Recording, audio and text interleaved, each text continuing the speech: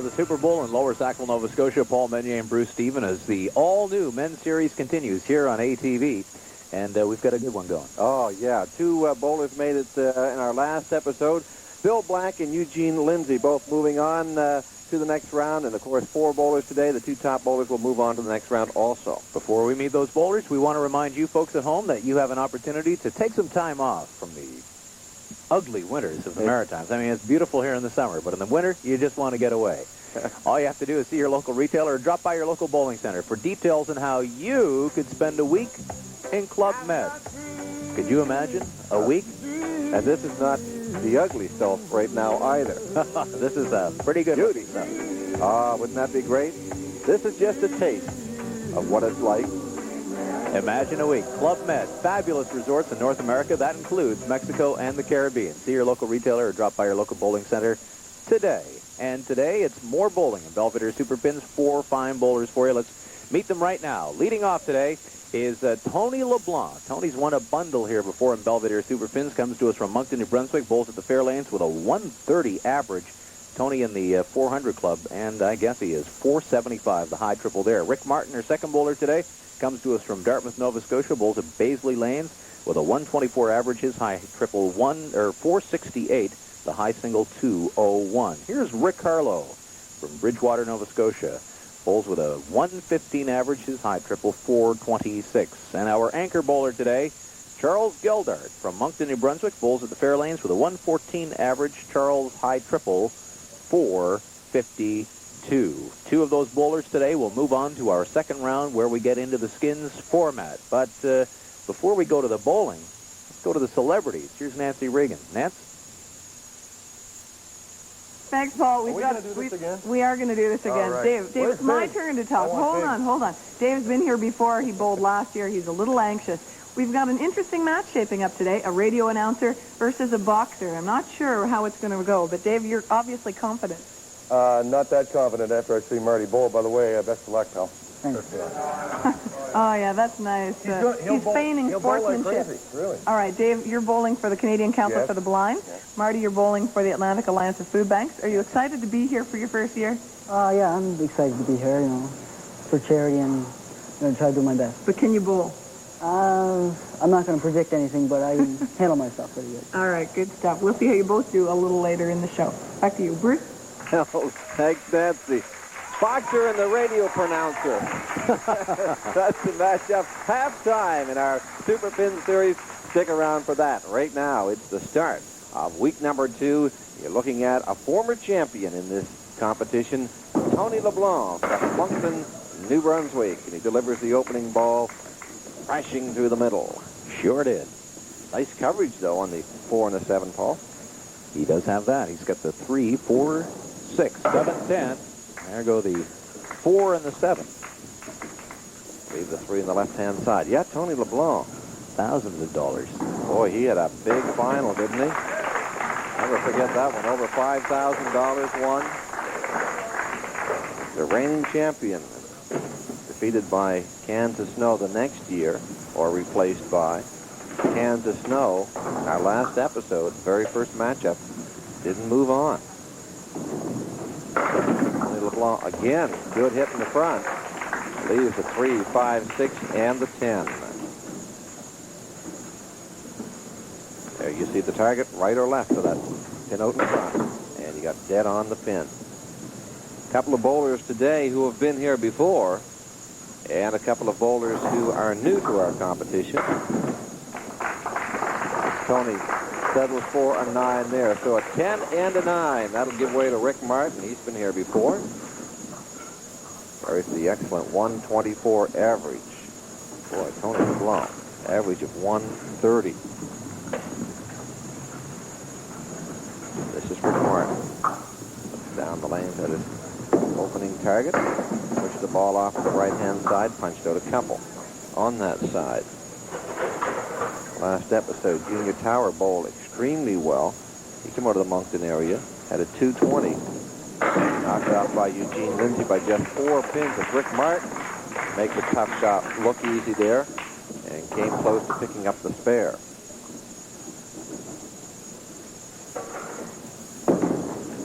Just the king for Rick Martin. He gets that for a 10 bucks to open his first string. Two-string affair today. Top two bowlers move on to the second round. Well, this side for Rick Martin. Next round will feature a bit of a different format prize-wise. In this competition, the winner today will take home $100, and the runner-up will pocket $50.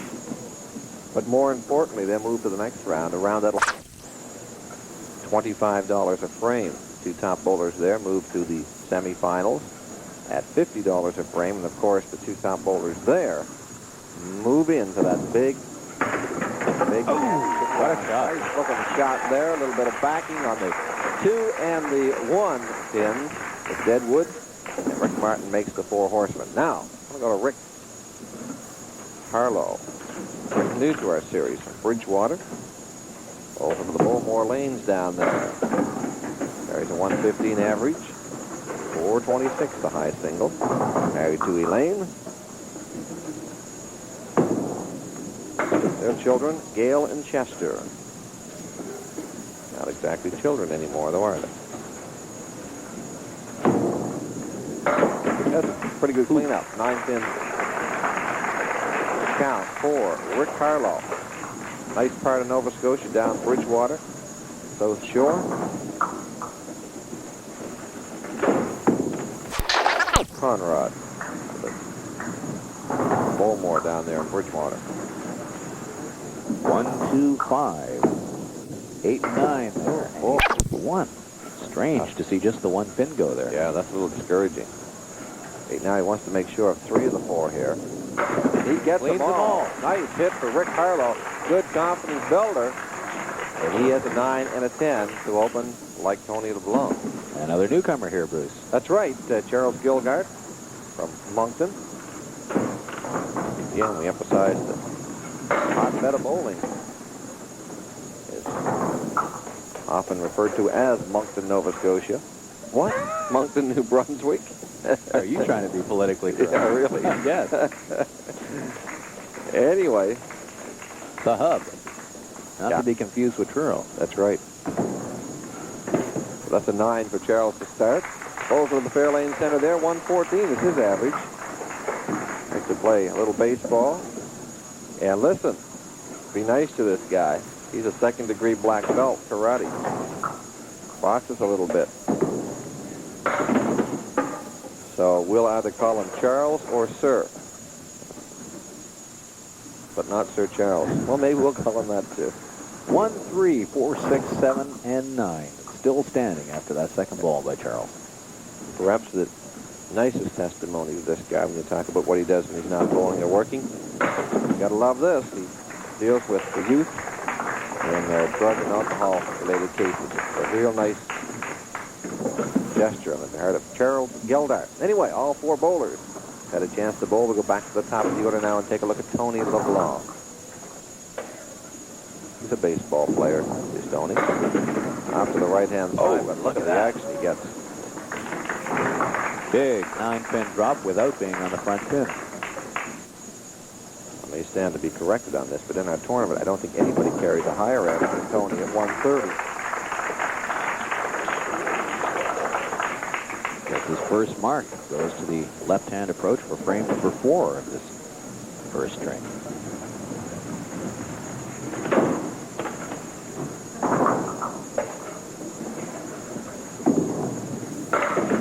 On the mark, big break. Wood's going to turn a little bit. Has to be a little bit careful because the wood is way out at the front of the plate and the pin is at the back. Now he has that second piece of wood on the move. That won't be a factor. It's not going to come over any closer, so he gets set here, lays it down, and he's got it. Tony LeBlanc, back-to-back spares in 3 and 4. Gives way to Rick Martin. Rick Martin open on a spare.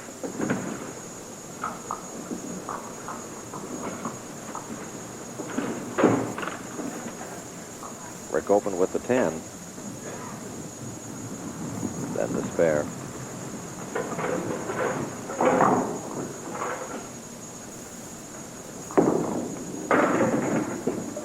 Well, big hit. On the count of 6 and a real tough split. 2436.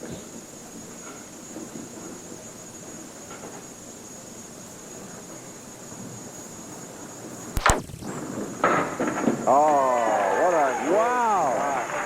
Boy, you gotta love that shot. That is a real nice-looking spare for Rick Martin. Watch this. Catches the end of the wood, brings the pin across, and takes three. Well, they call that split the old double pinochle. The old double pinochle. Yeah. Or it's a pinochle. 4, 6, 7, 10. Did you know that? Everybody knew that. He punched through again. Only 3 in the mark. I thought that was a drink at the local bar. Well, do you know what the pinochle is then? Well, yeah, that must be just 2. you got the 4, 10, or the 6, 7. That's right. Yeah, there you go. Elementary, my dear Paul. Let's have a look at that.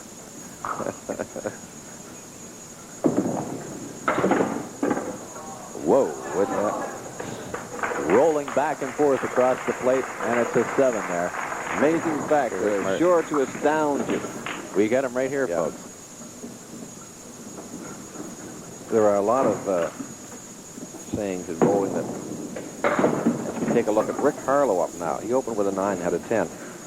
A lot of sayings that sort of gone by the wayside. They're old sayings that they don't use anymore. For example, the 4 horsemen used to be called at one time the schoolboy shot. I don't know why, but they did call it that. Certainly not because any schoolboy could convert it. That's a tough one. Yeah, really. Picket fence. What's the picket fence? The picket fence? Picket fence is the 2, 3, 4, 5, 6, 7, and 10. Or it could be the 2, 4, 5, 7, 8, 9, 10. In other words, any 5 or more of these pins that are adjacent, which is also called the Tower of the Heath. Oh! Rick Harlow putting together 3 consecutive pins after that opening 9 box. Hitting well as Rick. Now Charles Geldart.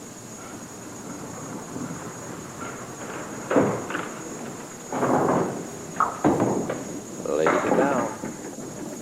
Off the right-hand side. Left the 4 horsemen, left the pin in behind.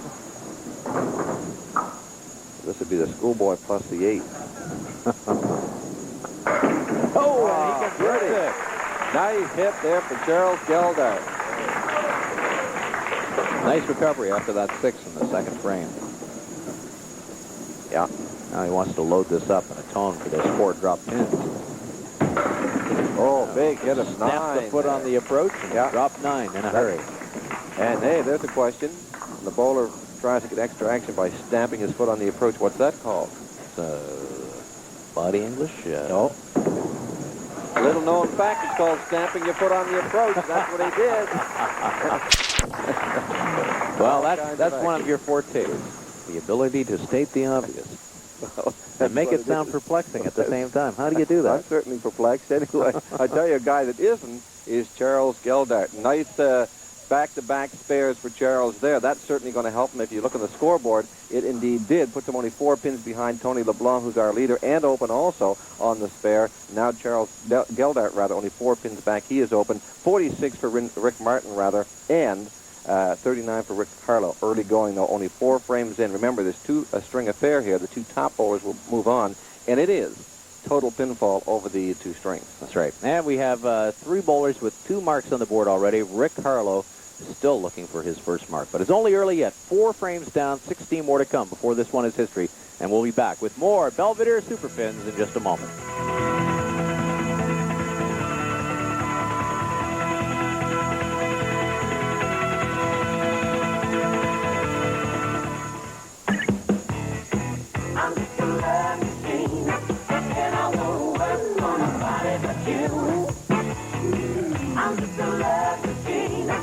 Duracell. You can't top the copper top. Where are we going today, Grampy? I know. Let's go see what your mom and dad have on sale at the pharmacy today.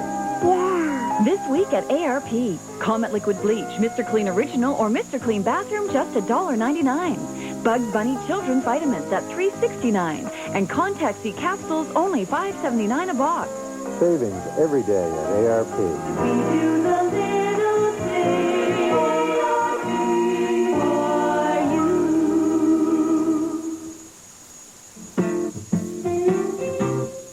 you. Take some time off with Cantel. Our Time on My Side plan lets you make local calls every evening and weekend for free. So talk to any Cantel agent for details. These days, the price of imports is getting farther and farther out of reach. Hyundai Excel. Excel gives you more standard features than any car in its class at a price that still lets you get out to play. If sporty performance is more your style, move with a turbocharged engine. Plus, all Hyundais are now covered by one of the best warranties in the business. The 93s from Hyundai. Our deal of the decade drew so many fans to Pizza Hut, we've produced a blockbuster sequel, Deal of the Decade 2, starring our medium pepperoni plus pan pizza with piles of pepperoni and 3 ooey gooey cheeses. For the unbeatable ticket price of $7.77, just $7.77, $12.77 for the double bill. Plus save on garden salad and garlic bread. But our Deal of the Decade 2 is only here for a limited run, so catch it soon at Nothing but Pizza Hut and nothing but. And we're back to the bowling on ATV Saturday afternoon. Paul Meunier and Bruce Stephen. It's Belvedere Inc. Super Pins, $25,000 challenge. Here's Tony Leblanc, who's taken thousands of dollars. Holding on a mark. He's got again 9. He has a fair in the third, 9 on it. Spared in the fourth. If he keeps bowling like that, he'll take thousands more this year. You gotta like it. Now he has a piece of wood way down there. You see it moving away. That I don't think it's going to become a factor. In fact, it's going to roll into the channel. The piece of wood in behind the tent will serve as a nice guide rather, and it might even be frozen. There it is. Bang. 3 marks in a row for Tony Leblanc. And marking, or coming up with 9 on each. Well, that's the thing. One thing to get them marked, then is to load them up. And Tony's done that twice. He'll go for his third consecutive 9 bonus. Not to be this time. No, off to the side. Only going to count 3 on that one. Keep in mind, high-powered bowlers like Tony Leblanc, very capable of stringing out some strikes. Any one bowler who can do that 3 times in a row will receive an additional prize of $1,000 for every time he does it. Count 7 in the box for Tony Leblanc as he goes to 77-17 over par after 6. Take a look now at Rick Martin at 46 after 4. 6 over par with a couple of marks, both spares. Rick has got the good strike ball.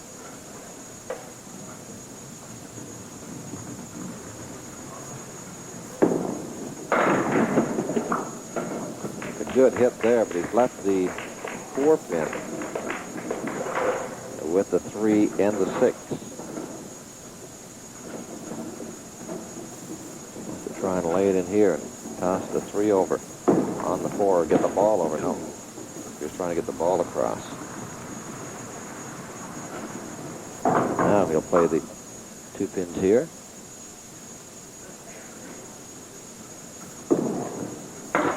It's 1 of the 2, and that's an 8 for Rick Martin.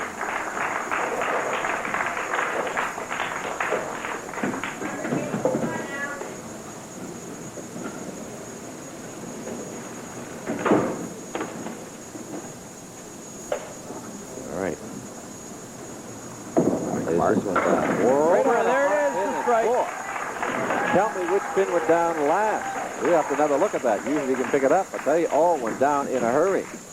Looks like the center of this just caved in. Here's the hit. Now you're watching the slow motion version. And yes, sir. Boy, that's a great looking strike for Rick Martin. Now, Rick Harlow. You see his numbers? 9 and 3/10, so he's spinning well. He is. He wants to get some bonus action now. Good chance here at the 1, 2, and the 7. Certainly no giving. Oh, off to the left-hand side. Look, he dropped it there.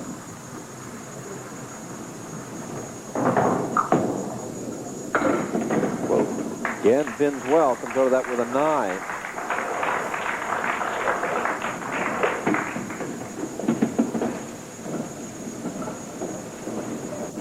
But even though it's your first string, midsection, you got to be second in this. And already LeBlanc and Martin have 3 marks each. However, Harlow hanging in there tough by pinning well, and he's got a good setup here.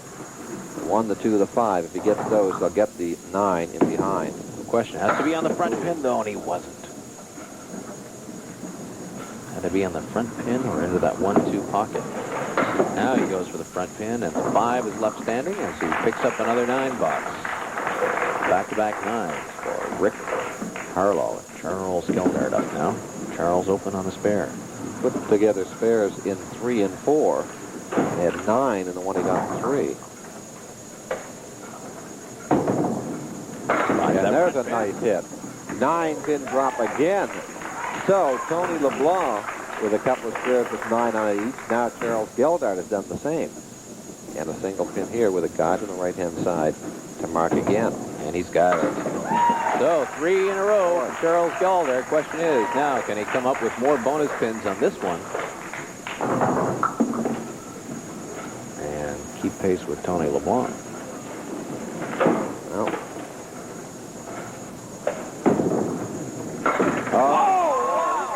Of them. Well, spare with 9 on it, spare with 9 on it, and now spare with the strike on it. Boy, he lays that ball down nice. Good stuff on the ball. Just in the left field area. Go, folks. Yep.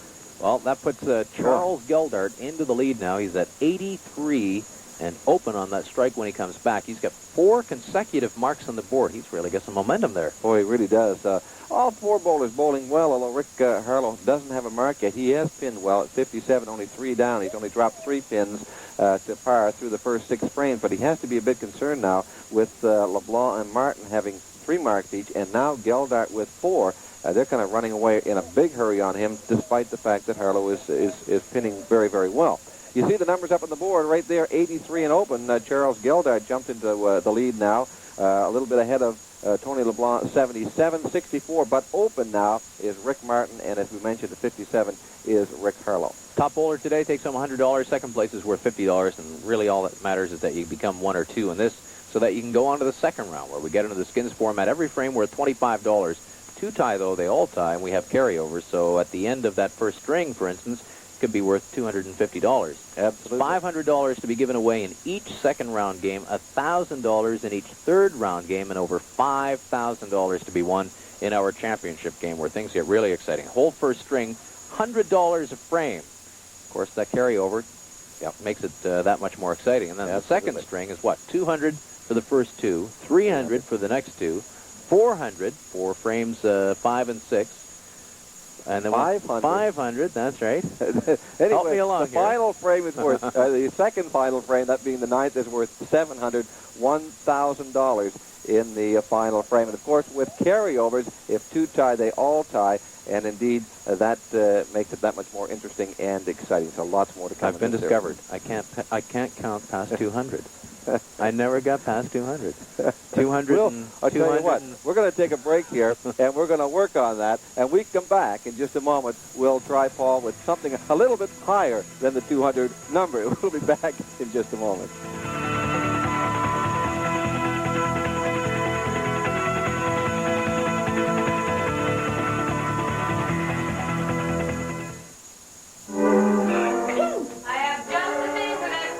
Most kids think that medicine has to taste bad. There's one cold medicine that relieves both kids and cold symptoms. Dimetapp. Grape-flavored Dimetapp Elixir. Recommended time after time by pediatricians and pharmacists. After all, a cold medicine can't work if you can't get it down. You like Dimetapp? Grape-flavored Dimetapp Elixir. It relieves kids as well as cold symptoms.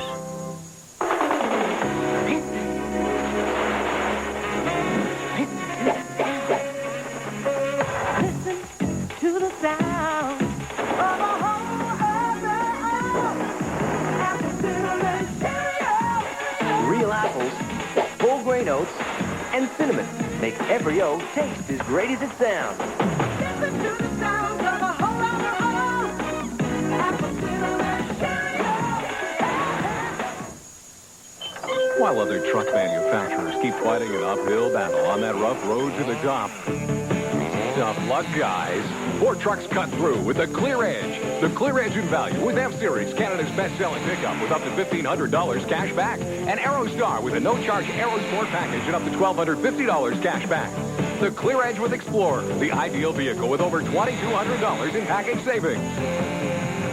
Get the Clear Edge now at your Atlantic, Ford, and Mercury dealers. McDonald's could be your family's first stop on your way south when you drop in to play the new Power Smart contest. Just answer the home energy questions, find the hidden phrase, and enter. You'll learn lots of easy ways to save energy, and you could win a trip for 4 to Orlando, courtesy of Maritime Marlin Travel and Canadian Holidays. Thank you. The Power Smart contest at McDonald's. It's a great way to celebrate Power Smart Month. And we're back. 6 frames down, 14 to come before this one is over. You're looking at Tony Leblanc up at 77. That's 17 over par. And he has put together 3 spares in the opening 6 frames, says Tony. Not open here, however. Punches on the right-hand side. The hot bowler right now is Charles Geldart. 4 consecutive marks on the board, does Charles have. Late action there for Tony Leblanc, and Charles will be open on the strike when he gets up in just a few moments. Also to be bowling on a strike, Rick Martin. He follows Tony Leblanc here. And good coverage there for Tony, but he played it too far to the right. Has to settle for a 9 box. It drops another pin. 7 and a 9, the last 2 frames for Tony Leblanc as he falters just a little bit. He was on a tear before that. Only 16 over now. Tony's starting to punch a little bit in the left field area there. Got the 1, 3, 4, 6, 7, 9, 10. Yes, finds the 1, 3 pocket. Move the pin around that 2 pin or 4 pin. In a big hurry. Get the single pin though. So a 10 for Tony Leblanc. Take a look now at Rick Martin. He had a strike in the 6th. Is open on that strike right now, looking for the double and the possible triple. 64, 4 over par and open.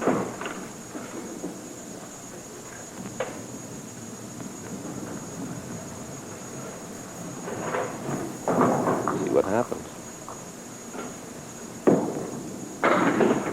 Boy, that's a nice hit. 7-pin count so far. It's left the 3 horsemen. 3, 6, 10. Right-hand side. No wood. There you see it.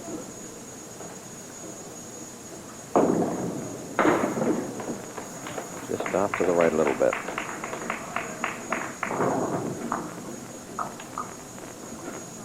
So a 9 on the mark for Rick Martin. Takes him to 73.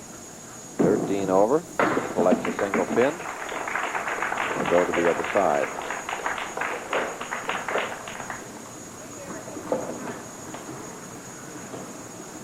Martin shaking his head a little bit there.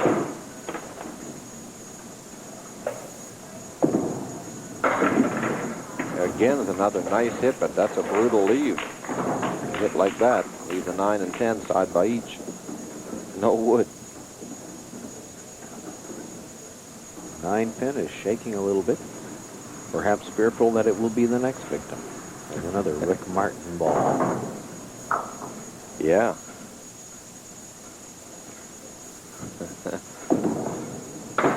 Nope, went after the 10 instead. And so it's the 9 for a 10 box for Rick Martin. Looking for his second straight after that strike. Did get 9 on that, of course. Nice spinning from Rick Martin. Now here's a guy who doesn't have a mark on the board yet. Well, the door's being left open a little bit for him now. Tony Leblanc has marked in the last 3. And Rick Martin, a couple of 10s in the last 2. Now, that's not shabby. But at least they haven't marked from the viewpoint of Rick Harlow. He can put a couple here together. Really get something going. He's going to have a great chance to. Oh, look at this. Well, let's just wait. No, that's a little spun right out of the picture. I want to tell you. Nice stick handling there by the Garland. Reminded me of a fireman coming down the pole. Hung on there and spun around. Bang. Clubs that one to death. Gotta love it. Another 10 for Rick Harlow.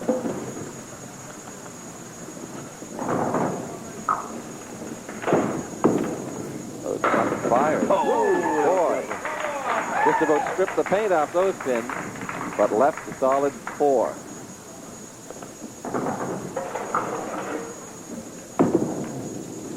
Gets the single pin and gets his first mark for Rick Harlow. So all 4 bowlers now in the mark column, and let's take a look at Charles Geldart. Got the strike. I'd like to get a load on this one.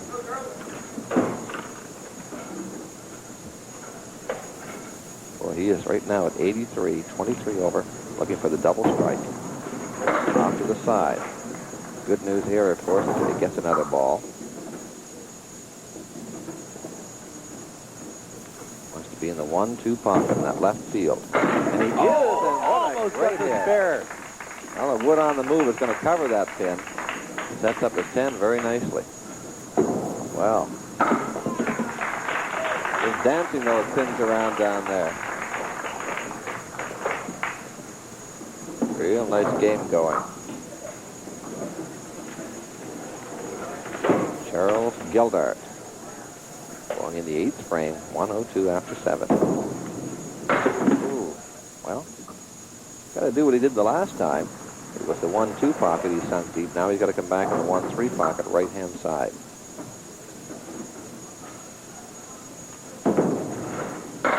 Ooh. Now it's when you start swelling your chest with pride. Start getting breaks like that. Absolutely. But the naked truth is Charles Geldart's our leader, and we'll be back in just a moment.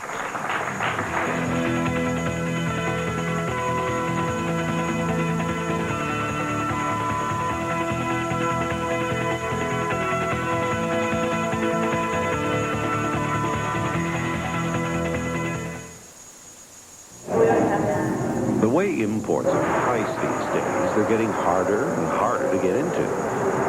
Unless it's a 93 Hyundai Sonata. Now it's easy to get into luxury features with more room, more comfort, and more power. Or get into the 93 Elantra with room for 5 and a larger, more powerful 1.8-liter engine. Plus, all Hyundais are now covered by one of the best warranties in the business. The 93s from Hyundai. Come into Beaver Lumber and find out how our lowest price guarantee will save you money. It's your guarantee we won't be undersold on all advertised specials. Buy 3 tubes of long-lasting LePage's adhesive silicone sealants and get 1 free. These Beaver Tradesman tools come with a lifetime warranty and special low prices. Philips Earthlight bulbs use 70% less energy and last 10 times longer than incandescent bulbs. Low prices and the right advice. Beaver Lumber, cutting the cost of home improvement. While other truck manufacturers keep fighting an uphill battle on that rough road to the top, tough luck, guys. 4 trucks cut through with the Clear Edge. The Clear Edge in value with F-Series, Canada's best-selling pickup with up to $1,500 cash back. And Aerostar with a no-charge Aerosport package and up to $1,250 cash back. The Clear Edge with Explorer, the ideal vehicle with over 2,200 package savings. Get the Clear Edge now at your Atlantic, Ford, and Mercury dealers. Each year, more and more mothers get a special kind of medical training. Next, please. They're learning from doctors and pharmacists that the way to take care of a cough due to a cold is with Robitussin DM. Now at home, they're putting the advice to work. Next, please. Robitussin DM, a new Robitussin Pediatric. Available at your pharmacy and recommended by Dr. Mom. Welcome back to the Super Bowl in Lower Sackville, Nova Scotia. We're 2/5 of the way through this match, round 1, second match in this round. 2 bowlers today. We'll move on to our second round, where every frame is worth $25. Tony Leblanc, who strung 3 spares together in the middle of the strings, faltering a little bit. 7, 9, 10. Here's his 9th frame, and he converts with a spare.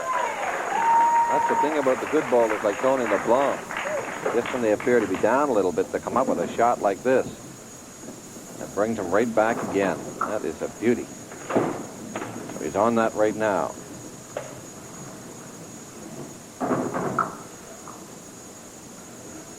Brings it up, fires. Well, 7 on the mark.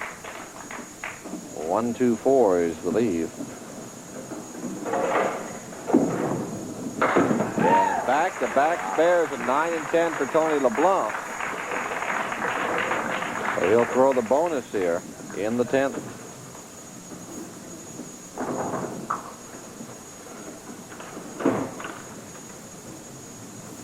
One ball to roll. Wants to count big, and he does. 7, 8. Boy, that's just a great, great finish for Tony Leblanc. 131. 1 pin over Tony's average. Now, Rick Martin up. Rick is at 93. He's 13 pins over par. Not open here, bowling in the 9th frame with the first string of 2.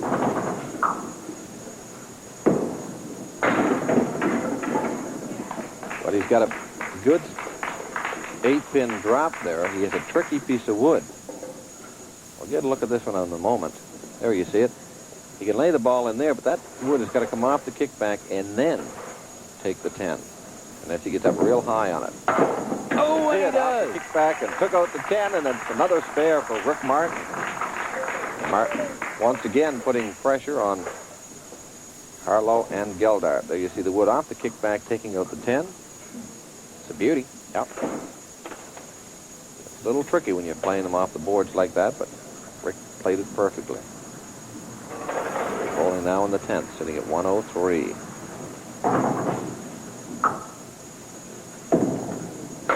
And a big hit. 9 Wood coming back hard, but it's going to miss that 6-pin. Ball into the channel. And it's 1 pin here for Rick Martin for another spare. So he has a solid 6 right now. To go out the way Tony Leblanc did with a spare in the 10th. For Harlow waiting the wings, rather. He'll be on a mark when he gets up, that being a spare. Best Rick can hope for here now is, of course, the 10. And he misses. So 121 for Rick Martin. First string. And 3 of our 4 bowlers today are really putting up some big numbers there. Rick Harlow now hoping to make it a foursome. Yeah, this with is exceptional singles. This is a chance for Rick. He's opening the mark. Get a couple more. He'd really... Oh, boy, that's tough. Under pressure. Gets right on the front pin and punched through. Only 4 in the mark. It's a tough one for Rick. Spread eagle here for Rick Harlow. Takes 2 of 6.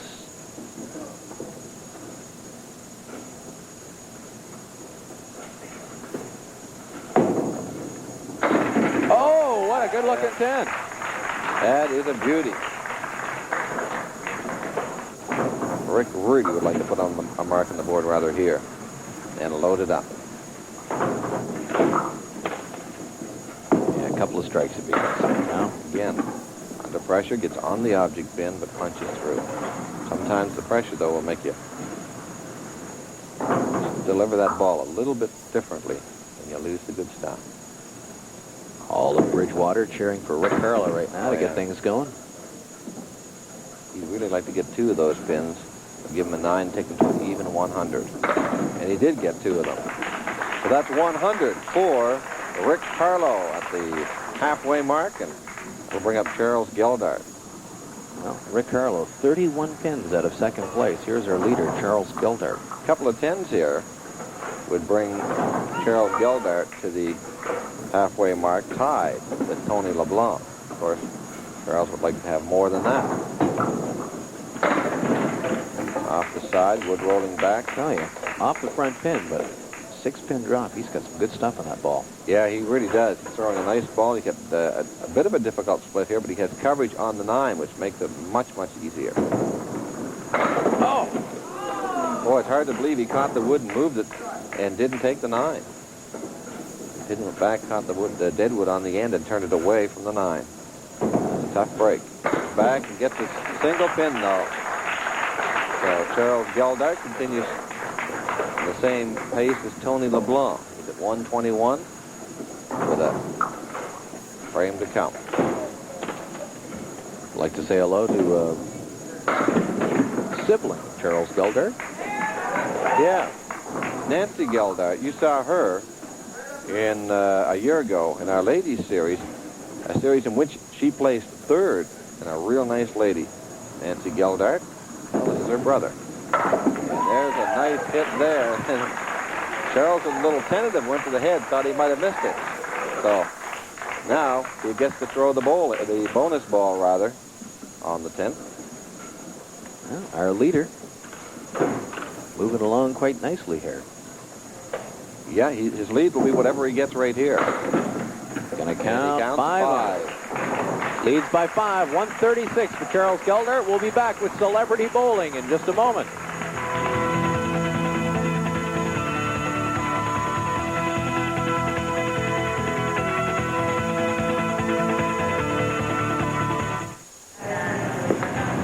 These days, the price of imports is getting farther. Here's Super Pins and ATV. Charles Geldart, our leader. But who will advance out of Celebrity Bowling this week? That's the burning question at this juncture. Let's roll that videotape and check it out. Bruce, we've got Dave Cochran and Marty O'Donnell today, and you're looking at Marty.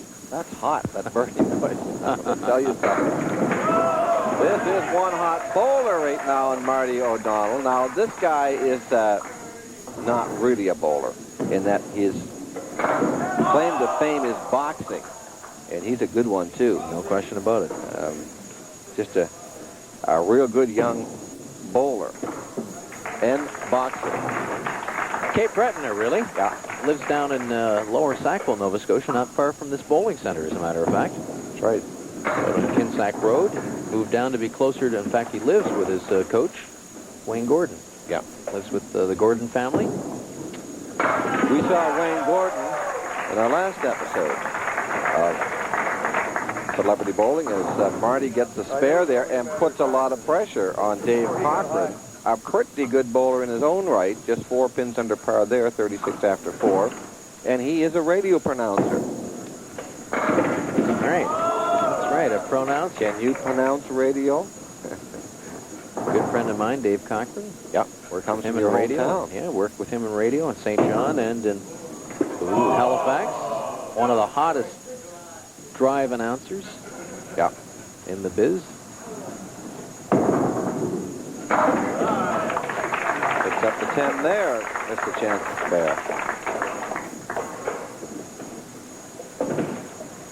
Used to be a great rock jock, too. Yeah, weren't they all? Did the nighttime rock. Yeah. Well, I'll tell you, that guy, that's where it all begins, doesn't it? Even if you didn't like that music, when Dave was doing the show, he gotta like it. He had you tuned in. Pounding out the hits. Yeah.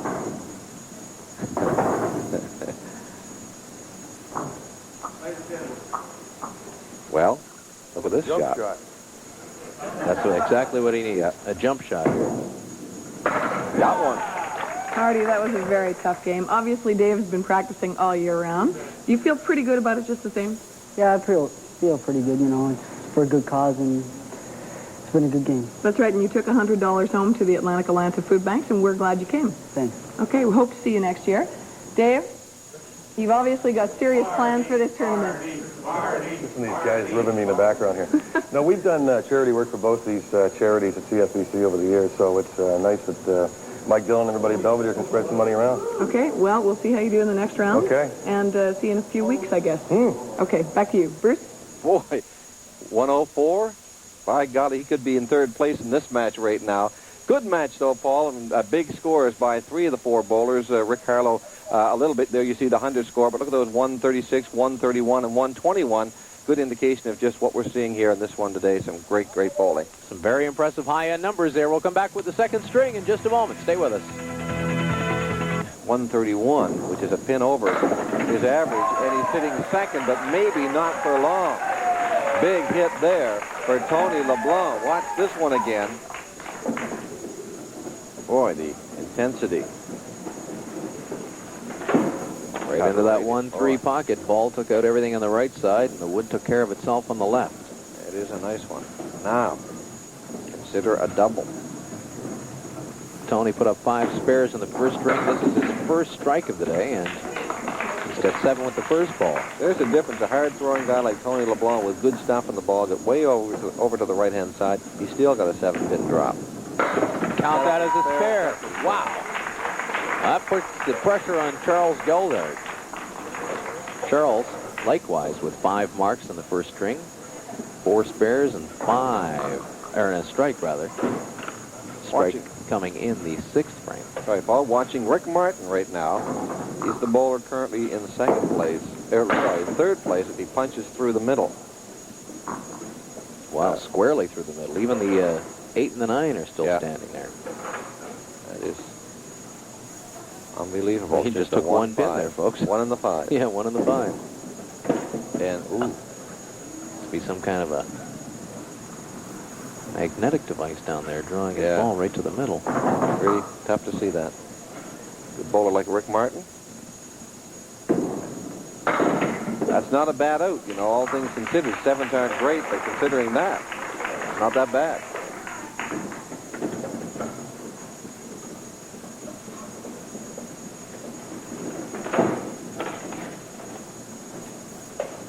To the 2nd string. Turned away from that one. He is little problem right now putting that ball where he wants it to go. That's the 1, the 3, the 6, and the 7. Again, off to the side, though, got pretty good action. Oh! Might have been the wind that took that one out. Yeah, I don't know. There you the backing a lot harder than it hit the pin, that's for sure. The guy back there with the catcher's glove catching those balls is having a tough day. These hard throwers. We call him Donut. Rick Harlow up now. He's sitting in 4th place. Boy, would Rick like to string out a few right here. Spreads him around a little bit. Has some wood back there to work with. Going to be tough here for Rick. He's got the 1, 3, and then 3/4 of the back row, 7, 9, and 10. With a piece of wood covering the 8, that helped to take out the 10 rather than 9. And wood coming back to sit and provide some coverage on the 7. Just wants to be in the front pin. Gets to the 9. Second frame of this 2nd and final string here today. Rick Harlow. Actually moved the 10 pin about half an inch there.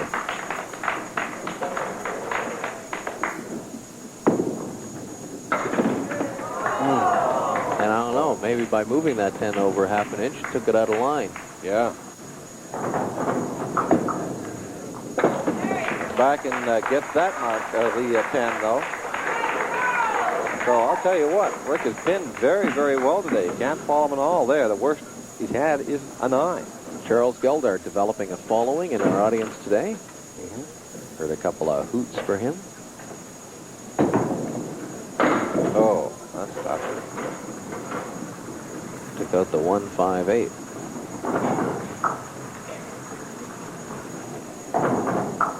Now he needs the rest. Oh, wow. It's a tough start for Charles. Well, Tony Leblanc has taken the lead.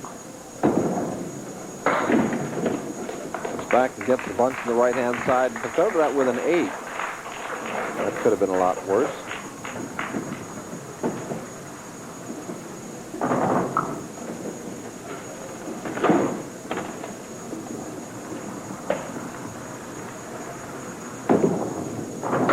Oh, boy. And he's got the strike. Oh!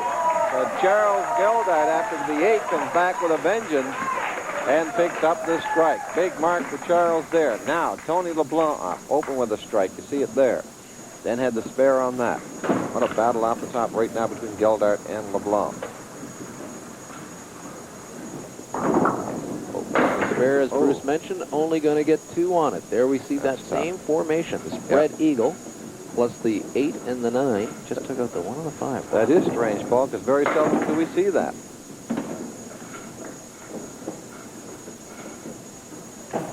Anyway, Tony Leblanc hopes he doesn't see it again. And single pin there, it'll be 7. well. Tony LeBlanc. Got a real battle here for first place between LeBlanc and Geldart. Meanwhile, Rick Martin, who's sitting third right now, you'll see him in a moment, trying to figure out the combination to catch up. Rick Harlow, who is pinning extremely well, is competing against 3 bowlers who are putting marks on the board in abundance. Makes it tough for him. Here's Tony. Good chance here. Nope. 5 pin. Gotta get that ball over on the 5. Got a piece of wood nose up. Might be a problem for him. 9 pins dropped there. 9 pins on the box for Tony LeBlanc. That does bring up Rick Martin. Third place. Open with a 7 and a 9 in this second string. So also his 121 opening string.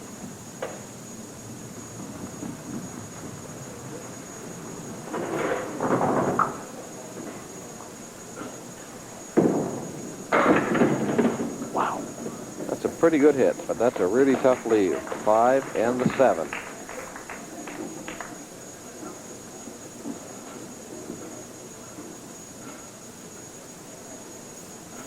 Yep.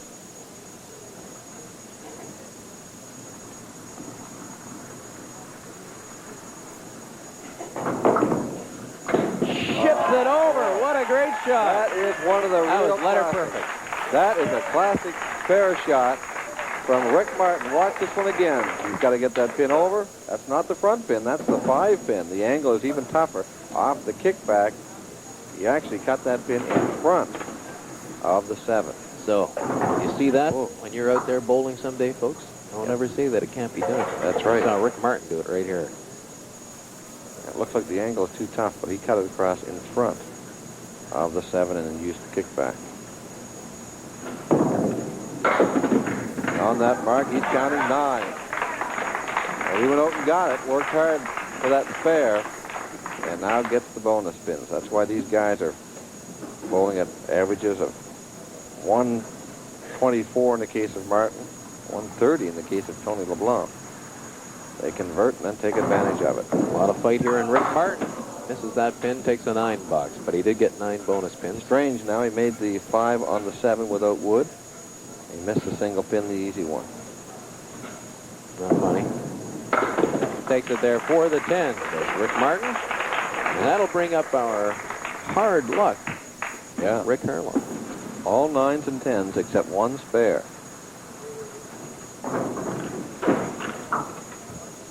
So you got to give him credit. He's pinned well, and look at this. Punch through. He's going to have to pin again. In the first frame, in fact, he finished with 100, had a spare with 4 on it.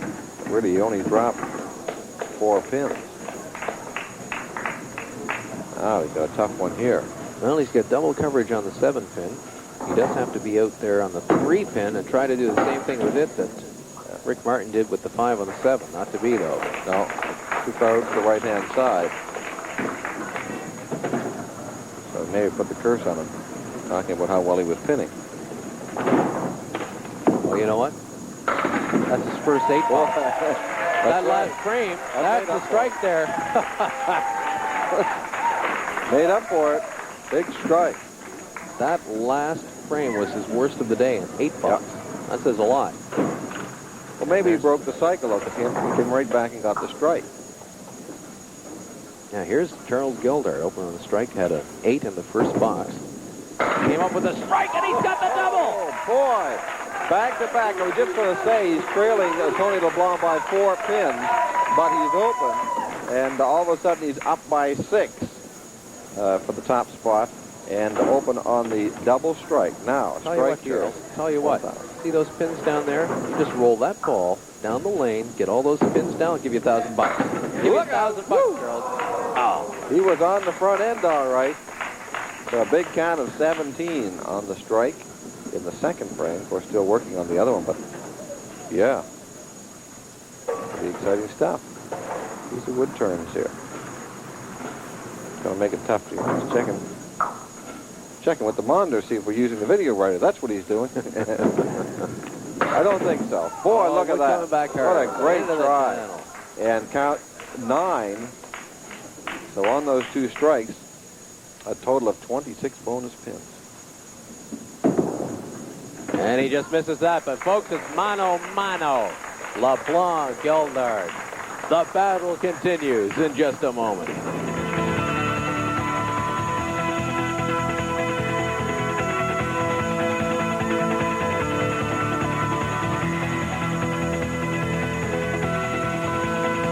This one is history. Top two today move on to the second round. Here's Tony LeBlanc, who trails Charles Geldart by 20 pins. But the good news for Tony, of course, is that he is in second place, and he leads Rick Martin by 13 pins. And we're making a slight correction in the scoreboard. Rick Harlow in the third frame counted 7, not 8. That's by his own admission. He pointed that out. So he gets the Nice Guy Award today. There's a great shot from Tony LeBlanc. On that occasion, Rick had caught a piece of wood in the gutter just before he took out the pin, so very gentlemanly manner. He pointed that out, and the adjustment has been made. Tony LeBlanc on the mark, off to the side. Only 4 for Tony. He's in 4th place, 20 pins behind our leader, Charles Geldart. 4 horsemen plus the 9 and the 10 here for Tony LeBlanc. That's close. Wood coming back, but is it going to be hard enough to knock off that 7? Tony waited. And he's got the single pin. So Tony LeBlanc checks in at 72, 12 over par to go with his 131 opener. We'll bring up Rick Martin. Martin right now, 17 pins behind Tony LeBlanc. And as mentioned, Tony is in second place, so if Rick Martin wants to move on, he has to surpass the score on the board that belongs to Tony LeBlanc. There's a good 9-pin break to get him on his way. Unfortunately, he wasn't open on a mark there, so he wants to convert and do the same thing in the next box. Big one for Rick here. He's been bowling very, very well. But LeBlanc and Geldart set a torrid pace. He's got it for the mark. Rick Martin keeps in the hunt as he tries to reel in Tony LeBlanc.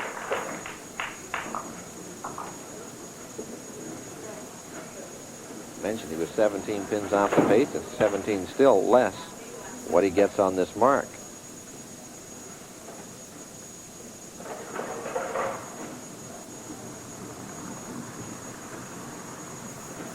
Taking lots of time now. I count 6 on the mark. That brings him within 11 pins now of Tony LeBlanc. And an interesting split here. He has a piece of wood, as you can see it right there. Got to put that in play. It is tough to get the 8 in behind.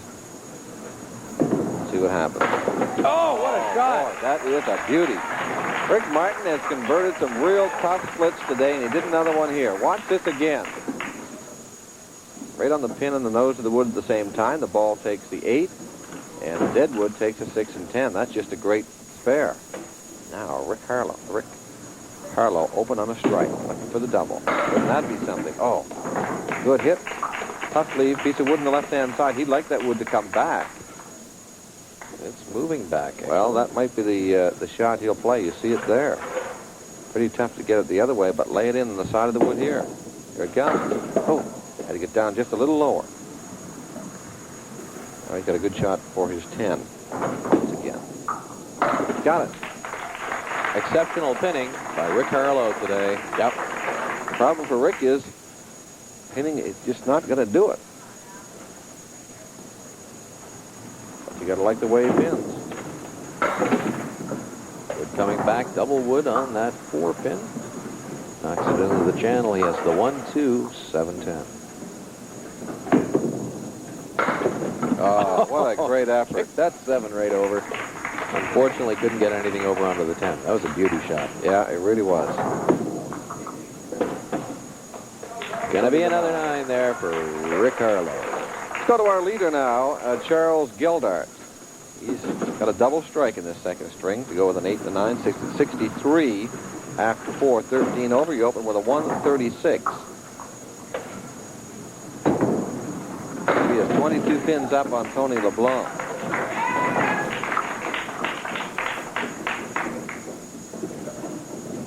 4 here for Charles Geldart. Oh! Well, that 2 just sliced across off the kickback and then slid right back in front of that 4. That's right.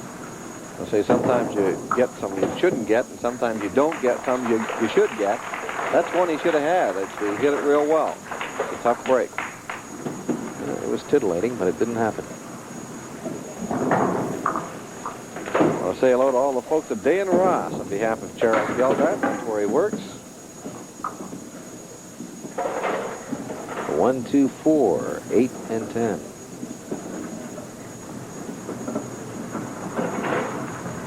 Himself a tough split here. Oh.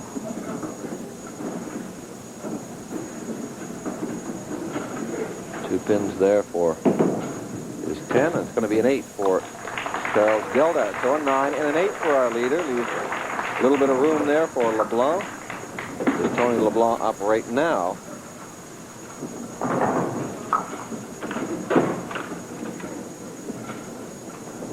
Rick Martin, 11 pins and open behind Leblanc for the All. Oh, placing it, boy.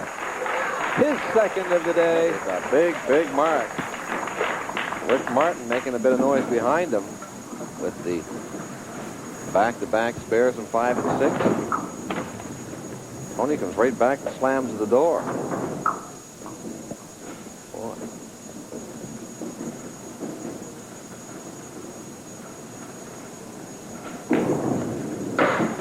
Punches getting a reading on the board. We're just going to recheck that. That should be 216 on the board. Had 26. Put everybody into the throws here a little bit at the Super Bowl, but now the correction's being made. Give him 8 or no, make it 8 on the strike as that 1 rattles about. Won't fall. He's got good coverage on that. And should be able to make this a 10 box. No. Threw the wood on the kickback. Snapped around in a hurry. Touched everything except that set. Rick Martin on a bit of a tear now. He has spares in 3 of his last 4 frames. He's trying to reel in Tony Leblanc. But he might want to look at Charles Geldart, too.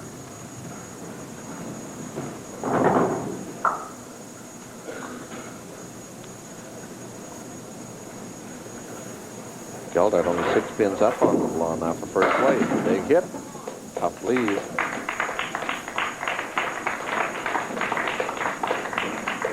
Rick Martin with another tough one here, and he's been converting tough spare chances all day. He's faced with another real tough one here. You can play this one 2 ways. If you like chipping over from this side, try it that way. If you like chipping from the other side, try it this way. Tell you what, no matter what, it's going to be tough.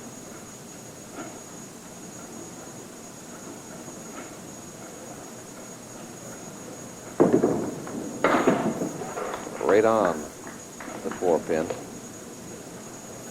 Now he's got a shot here with the 5 and 7 he made earlier. Just fair. But it's tough, too. Oh, look at that. That's twice he's made that shot. And I want to tell you something. That's a tough shot.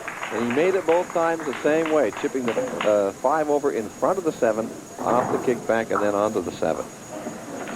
That's some precision shot making from Rick Martin. Salvages a 10. You gotta love the caliber of bowling here. Well, it's almost a shame that only 2 can go on today. Well, that's right. See the number that's being put on the board. Came back with a big 8-pin break there. It's left the 6 and 10.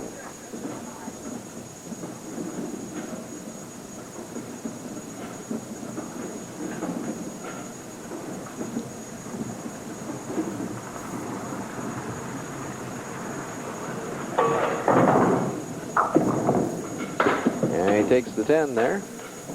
That's one that Rick would like to have back because great chance to mark. He needs a mark if he's going to catch Leblanc or Geldart. Back to 10. 4 of the 10 box. Rick Martin takes a seat, and here comes Rick Harlow, who really needs to string together some strikes. Yeah.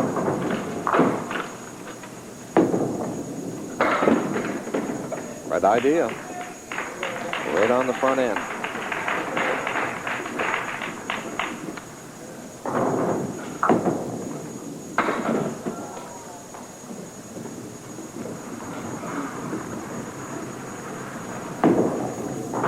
And it'll be a 9 for Rick. Go to the other side.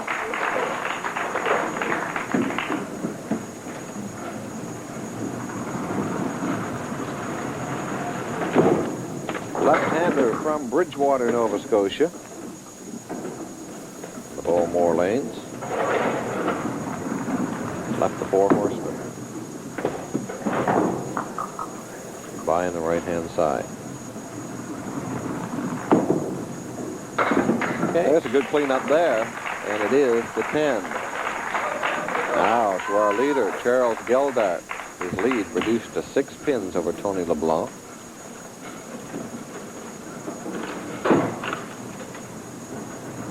You're wondering about Martin. He's 11 pins behind Leblanc.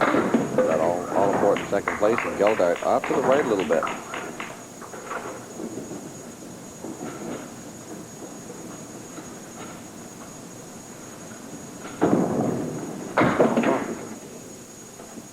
That's pretty good.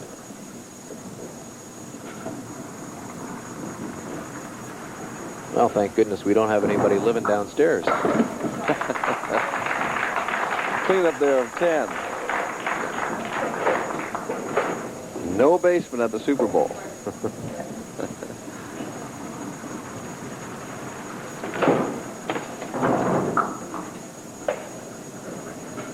Got a 452 high triple, which is a good one.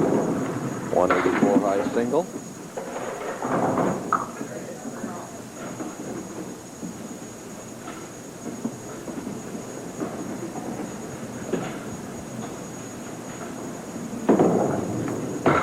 Oh, what a great effort.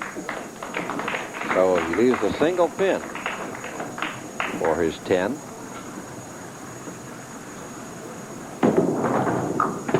Settles for 9. The lead is now 5 pins. Charles Geldart ahead of Tony Leblanc. And that's the battle for first place. But, of course, it's also important the battle for second place, although it's a little wider now than when we last talked. Well, it is, but not all that much. 11 pins between Rick Martin now and Tony Leblanc, 5 the other way. So if you do the numbers, you find it's only really 15 pins now between third and first place. And that's where the battle is happening. You see it there, the 235 for Geldart, the 230 for Leblanc, and, of course, the 219 for Rick Martin. Got to mention Rick Harlow, though. This guy hasn't bowled all that bad. He only has a strike and a spare in the match so far, but he has pinned very, very well. He had one bad box that was a 7, all 9s and 10s from there. But really today, the word is mark. Pinning is great, but you've got to mark in this one today because the other 3 bowlers are just bowling that well. A lot of fireworks today, as Bruce said, and we've got 2 frames to go before this one is over. Stay with us. We'll be back in just a moment.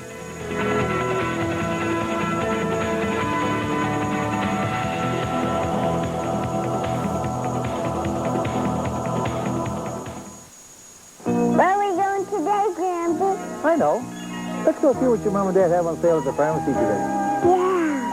Fall savings at your ARP pharmacy with hair products by Alberto European, just $2.59. Nivea cream or cleansing milk at $4.79. And an ever-ready Trusty Light with Ghoulish Globe, only $3.79 each. Savings every day at ARP. We do the little things for you.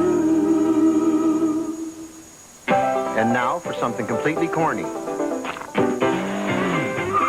Billy, are you playing that scratch and win lottery sports game again? Gee, I'm a sports nut. So how about the stakes in the double your prize game? So, Eddie, where do you play the new Halloween game? In the bathtub. Bring some loons. And you'll be scratching and laughing with Scratch and Win Lottery. Sunday. We're in trouble, all right? Blossom and Six are accused of cheating. But we are innocent. Then Nick gets in trouble and goes to jail. It'll be years without him here. Yeah, well. Then Robert R. Montgomery, owner of Beetle, wed Sarah Jane Anderson and begat Leslie Ann Montgomery, Daisy, daughter of Duke, Polly, and Corrado. From whence grew Leslie to age 3, James Richard, and Foo-Foo the rabbit. And there came Jetta, which begat Thomas Bryan, bicycle of Leslie, surfboard of James, Barney, son of Daisy, and Tic-Tac-Toe, the kittens, upon which thankfully arrived Eurovan. Really big car of Volkswagen. Your smile won't last a lifetime if you don't brush, floss, and have regular checkups. Don't play games with your teeth. A message from your dentist.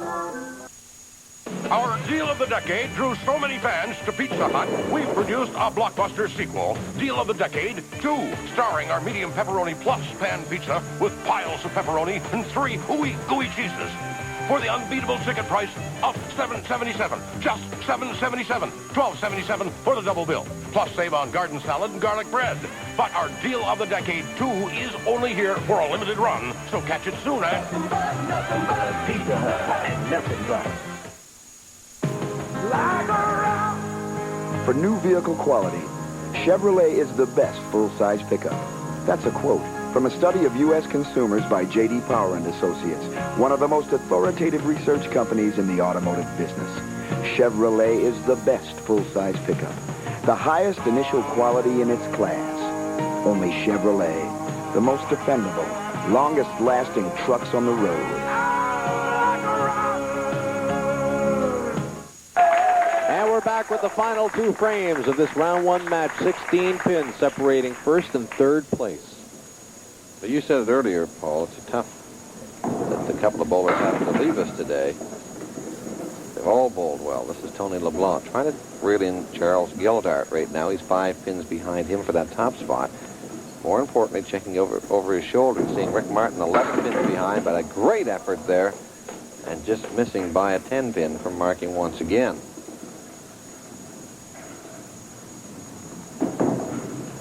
And he has to settle for a 9.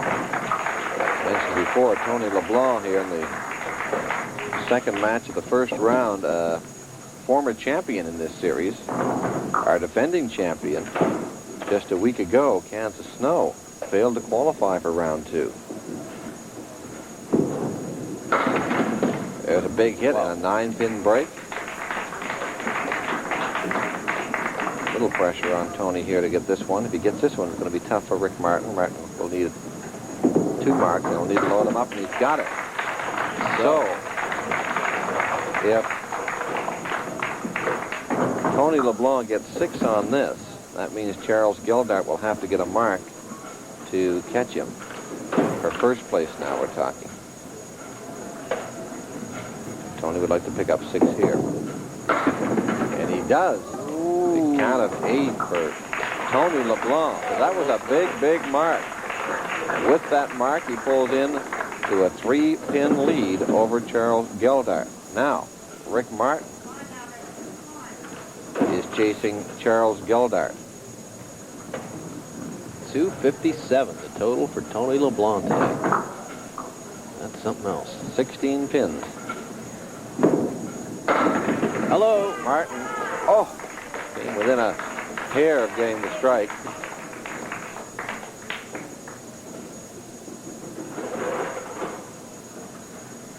Pins. That's the difference between Geldart and Martin. Well, final 2 frames. I like those incredible 5-7 conversions. He won't have to shave this one. All he has to do is go into the wood pile. No problem at all. That's a mark.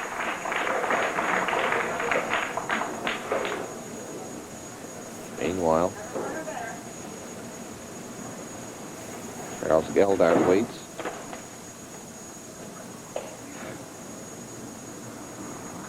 Martin can come up with another mark. Load this one up first of all. Come up with another one here. Sure will make it interesting.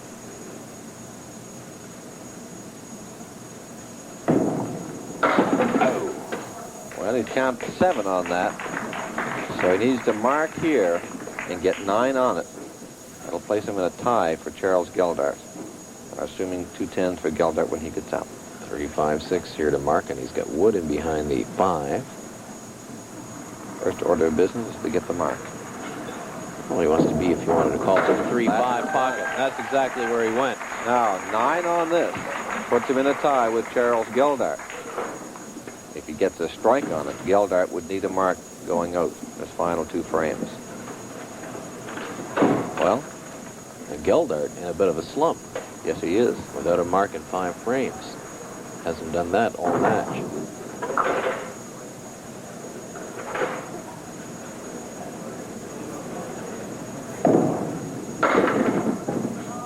Wood he might back, get, this is a big pin here. No. He gets 8. So 8 on. A 10 and a 9 by Geldart would tie for second. 2 10s will put him in, but we'll get back to that in a moment. Right now, let's watch Rick Harlow. Rick is not going to be moving on to the next round. This guy playing very, very well today. Pinning extremely well. Makes late action there. He has himself a 2-7-10. As you can see in that nice overhead shot. Oh, so close to that 10. Here's one thing for certain right now. Tony Leblanc will go on to the next round. That fact has been established. A former champion will be back at round 2. Will he be moving on with Rick Martin or Charles Geldart? They watch Rick Harlow.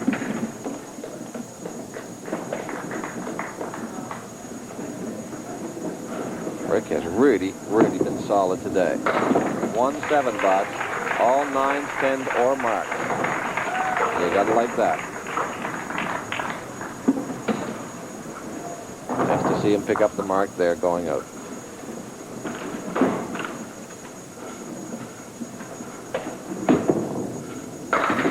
And a good count of 8, now 9 on that mark. That's nice. Yeah.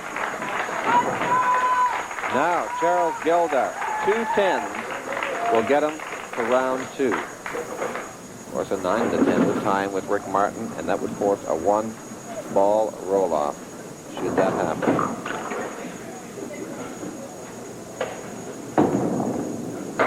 Hello. Well, here it is. Across the high part of the plate. That's the pin right there. But if he gets it, we'll put Charles Geldart into the next round.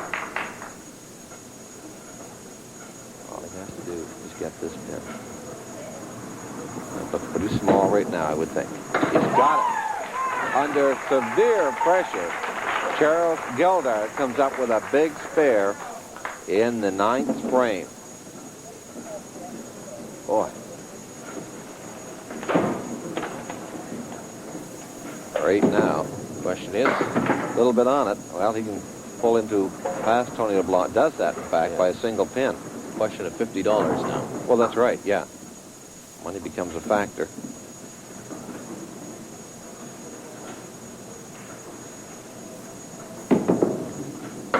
Ooh, wait a minute now.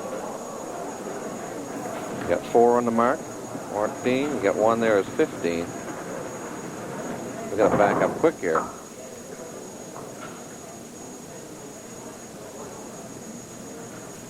There's a murmur in the audience. 2 on the left-hand side for Charles Geldart. Well, we're going to come back in just a moment with the final scores. Don't go away.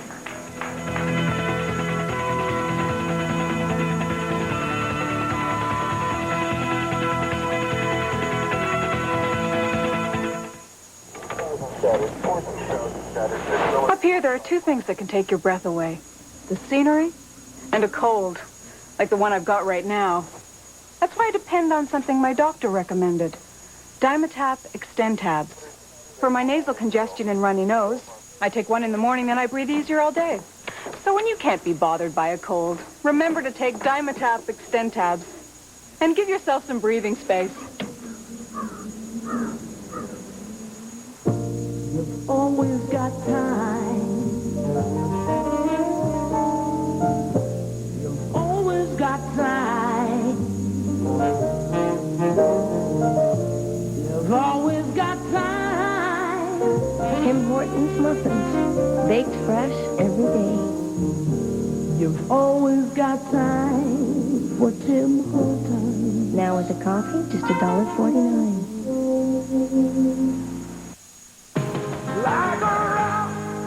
For new vehicle quality, Chevrolet is the best full-size pickup. That's a quote From a study of U.S. consumers by J.D. Power and Associates, one of the most authoritative research companies in the automotive business, Chevrolet is the best full-size pickup. The highest initial quality in its class. Only Chevrolet, the most dependable, longest-lasting trucks on the road.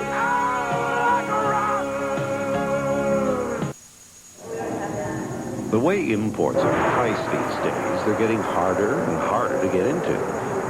Unless it's a 93 Hyundai Sonata. Now it's easy to get into luxury features with more room, more comfort, and more power.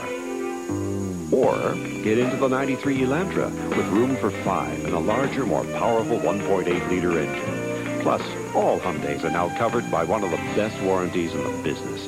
The 93s from Hyundai. Tonians advance to round 2. Our leadoff bowler finishes first. Tony Leblanc and Charles Geldart, our anchor bowler, finishes second, just 1 pin back and just 2 pins ahead of Rick Martin. The 2 Ricks eliminated today. Standing by with Charles Geldart is Bruce Stephen. Bruce? Well, hey, Charles, talk about Ricks. Rick Martin really put some pressure on you. Couple of spares in the final frames. Got right down to it, though. You had 1 ball left. You needed 1 pin, but there were some holes there. Yeah, there was quite a few holes there. I heard Tony in the back say I needed 7, and 7, I guess, to beat the other guy, but I needed 8 to tie with Tony, so I did my best. Good news is you got there. Best of luck in the next round. I appreciate that very much. Back to you, Paul. All right, thank you, Bruce, and we look forward to seeing Tony and Charles in our second round. Round 1 continues. Next time, it'll be Emile Johnson, Don Gauthier, Jim Kiervin, and Gerry Harrett. That's next time on Belvedere Super Pins. For Bruce Stephen, I'm Paul Meunier. So long, everybody. Enjoy the rest of your weekend.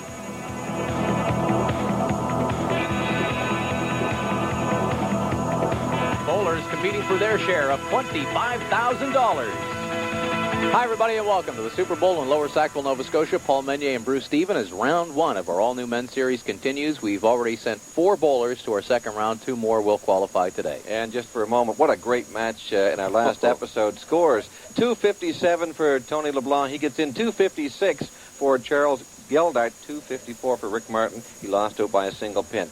Great match that time, and I'm sure another great match today. Martin won't go on, but boy, he made some tremendous shots. Wish you'd seen it if you didn't. Well, it was a great one. Anyway, I want to remind you folks at home that at the conclusion of our 92-93 season, we will be drawing for a trip for 2 to Club Med, any one of their fabulous resorts in North America. That includes Mexico and the Caribbean, and they have some wonderful resorts, yours to choose, if you win our contest. How do you enter, you ask? All you have to do, how do you? See your local retailer, drop by your local bowling center today, after the show, for details on how you can enter this contest. Imagine a week in Club Med. Be wonderful, wouldn't it? Let's see, that was 15 seconds. How many times 15 seconds make up 1 week? Wouldn't that be great? That is terrific. We're going to calculate that. All right, without further ado, let's meet the 4 bowlers who will be competing today in round 1. Winner takes home $100. Second place worth $50, but more importantly, it's an advance to the second round. First bowler today is Emile Johnson from Dieppe, New Brunswick. Bowls at the Bowlerama with a 114 average, his high triple 427. Our second bowl today, they call him the Doctor, Don Gauthier from Sydney, Nova Scotia. Bowls at the Heather Lanes with a 133 average. Don's high triple 465. Our third bowler today, a newcomer from Quispamsis, New Brunswick. That's just outside of St. John, Jim Kiervin. Bowls at the Bullmore Lanes in St. John with a 121 average, his high triple 426. And our anchor bowler today, a former champion, Gerry Harrett from Dartmouth, Nova Scotia. Bowls at the Bowlerama in Woodside with a 122 average, his high triple 466. Good to see Gerry Harrett back on Saturday afternoon bowling here on ATV. In addition to the 4 bowlers who will perform for us today, we have 2 celebrity bowlers standing in the wings with Nancy Reagan. Nance? Thanks, Paul. We've got a great match shaping up today in the Celebrity Challenge. Ray Downey is, as everyone knows, a champion boxer. Welcome, Ray. Welcome. Well, that's just it. I'm just a champion boxer and not a bowler. But I'm going to try. You know, it's my first time out here. Only my second time bowling, so I'll give it a try. Okay, a little disclaimer to start with. You're bowling for the Canadian Council for the Blind today. Good luck. Glenn Hoare, you're a motocross racer. How does that translate into bowling, would you say? Absolutely nothing. So I'm going to keep Ray out of the ring, and maybe I'll take him out on the track later, and we're going to have some fun bowling. Sounds good. We'll see how you're bowling for the Atlantic Alliance of the Food Banks, by the way, and we'll see how you both do a little later in the show. Thanks. Back to you, Bruce. Thank you, Nancy. And that is Celebrity Bowling at halftime, and this is the leadoff bowler in today's matchup for the real thing in the Belvedere Men's Super Pin Series. And our leadoff bowler is Emile Johnson, and Emile is making his very first appearance on our ATV cameras in our series. The other three bowlers have been here before, although in the case of Jim Kiervin, it's been, well, what, 5 years or more. Boy, I was just looking down at the bio sheet here on Emile Johnson. I was looking at the children. Joanne, 24, Robert, 6, Tara, 4, and Stephen, 8 months. Boy, that's quite a spread. And then I saw, oh, Joanne, husband John, the rest are grandchildren. Oh, he starts with the 8, but yes. Take this opportunity to say hello to Joanne and John. And now they're anxiously watching their father and father-in-law, along with wife Diane. That's a pretty good bowler. Bowls with a 114 clip at the Bowlerama MDF. 427 the triple, 180. An excellent high single. This is a real outdoors man, this guy. Likes to fish, hunt, and throw horseshoes. I tried that once. Couldn't get the horse off the ground. I don't know how they throw those things. Well, first you got to take him off the horse. Oh! I couldn't figure out how I was going to get that shoe around the ring. Yeah, your best bet is to go into the horse's closet and take some of his spare shoes out. Get those pumps out. Yeah. There's a horse in the Philippines by the name of Marcos that has something like 800 pairs of shoes. This is our second bowler in, Donnie Gauthier. Donnie's been here before. Excellent bowler out of Sydney, Milwaukee. Oh! Starts off the right way with the big strike. Donnie Gauthier. There you see the style of Donnie Gauthier. Boy, I tell you, he came off the side, got some good stuff on the ball, and made it good. Well, well, well. Some fireworks to start for the Doc. I tell you, somebody was pretty excited about that strike. Doris, and that is Donnie Gauthier's mother. Big fan of Donnie Gauthier's bowling career, and look at this, another good hit. We say hello to Doris and Donnie's stepdad, Eugene Sampson. No, they're glued to the tube right now. We're watching all the action. Donnie Gauthier, 133. I made the comment in our last show when Tony Leblanc was with us. He had a 130 average. I don't think anybody had a higher average, but Gauthier, checking his fact sheet, shows 133.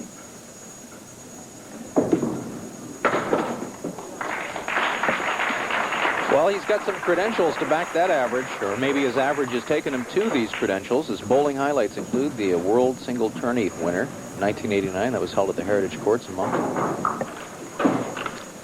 And how about that World Team title? That's right.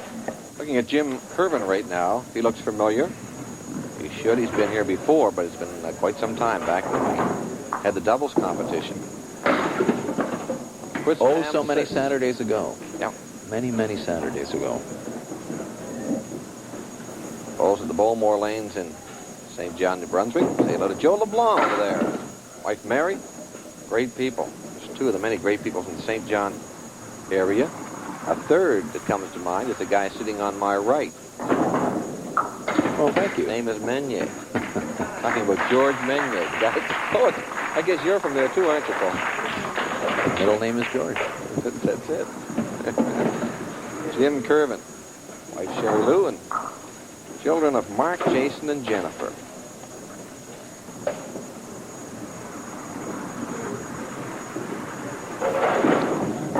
Right into that 1-3 that's a nice hit.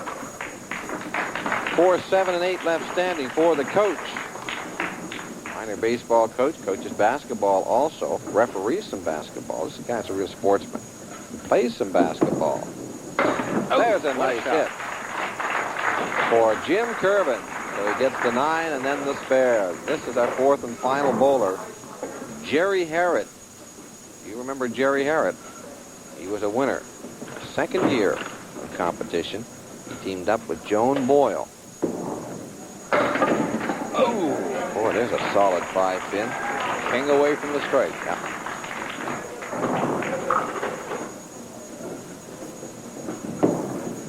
And there it is. Mark. Gerry Harrett. 3 of our 4 bowlers with marks on the board early on. I'll give you a bit of trivia on Gerry Harrett. He and Joan Boyle went all the way to the championship in our second year of competition.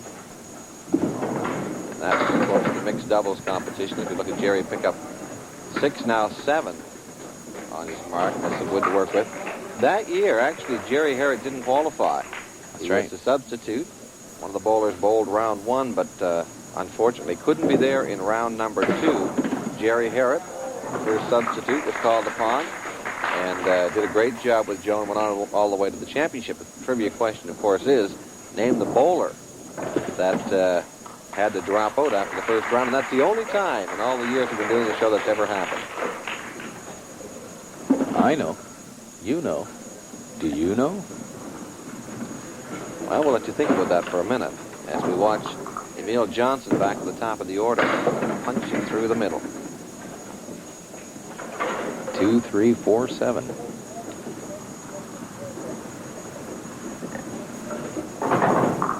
Already, we're getting phone calls. Someone just flashed up a name. Tony LeBlanc. No, wasn't Tony LeBlanc. Wasn't Tony White. No, wasn't him either. Good try. Keep those guesses coming.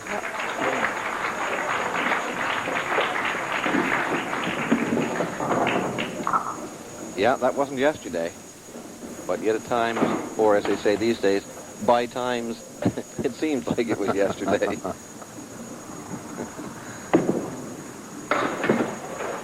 Tough one there for Emile Johnson. 8, 9, 7 on the board. What's he going to make out of this mess? Had a chance to 1, 2, or 1, 3 pocket. Good try. Talked about Joan Boyle, Gerry Harrett's partner. Had a chance to talk to Joan not all that long ago at the Ladies Masters in New Brunswick. Looking fine. The computers these days. We're still bowling up a storm. Johnny Gauthier now. He started off with a strike. 8 on it, then a 9. He will be the most deliberate of our bowlers today. He punches through the middle, and that is the classic spread eagle. No wood on the plate, no wood in the gutter. 3 in the left, the 2, 4, 7, 3 on the right, 6, or at least the 3, 6, and the 10. Takes the 6. Right.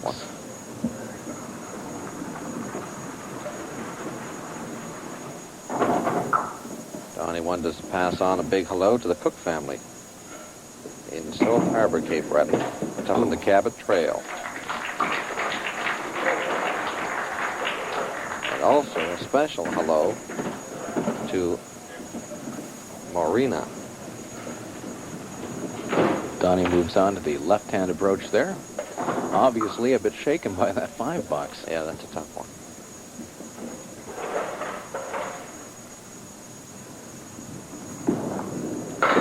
Oh, and he won Boy, it. you want to shake off a 5 box, that's the way to do it. But Donnie Gauthier gets his second strike in the opening 4 frames. Just wait a this guy, Jim Kiervin.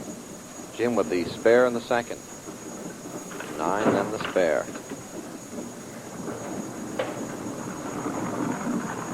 Jim led a carry with Canada Post. It's all coming back now. Good count of 7 on his mark there. He set up another good one, too, with the 3, 5, and the 6. To lay that ball in here or in here. Oh. He's got the 3 and the 6.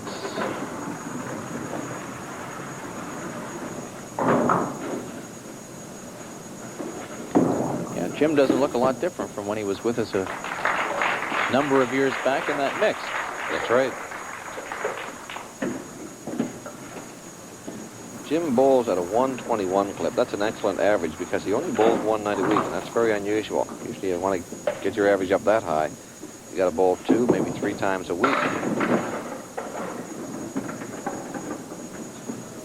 Well, that changed that shot. Late falling 4-pin there. Wood now covering the 7. This is a pretty good effort. If he gets the ball here, he can kick it right over into this piece of wood, which will carry on and take that pin. be two penny.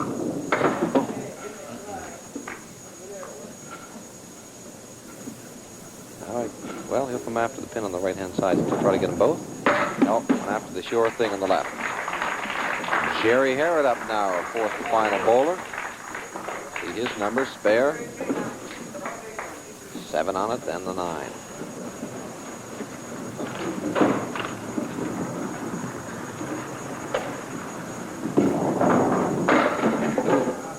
Good hit, tough leave. Gerry bowls over the Bowlerama Woodside. 122 average, 466 triple rather.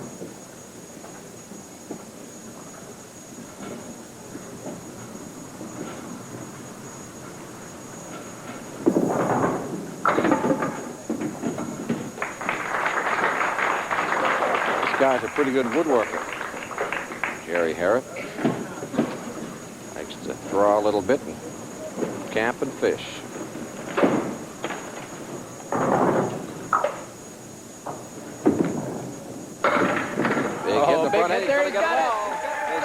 For Gerry Harrett in the 10th.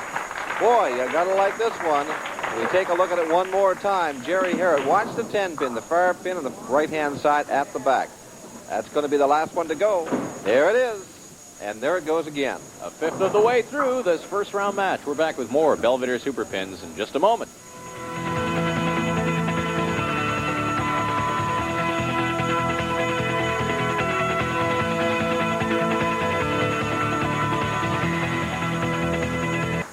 String of two bowlers open on strikes. Don Gauthier, he'll be up after Emile, and Gerry Harrett, our anchor bowler. And look at this. Well, Emile is looking for his first mark, and it may come right here. Single pin out in front. That's the one. And he's just to the right of it. That is, that hurts you on the scoreboard. But maybe that hurts you more mentally. That's a tough one for Emile. That's it with the third ball. That's rough. Then in the frame for Emile Johnson. At the break, Paul, just looking at some of the rules and regulations of candlepin bowling, came across a section entitled Handicap System for Tournaments.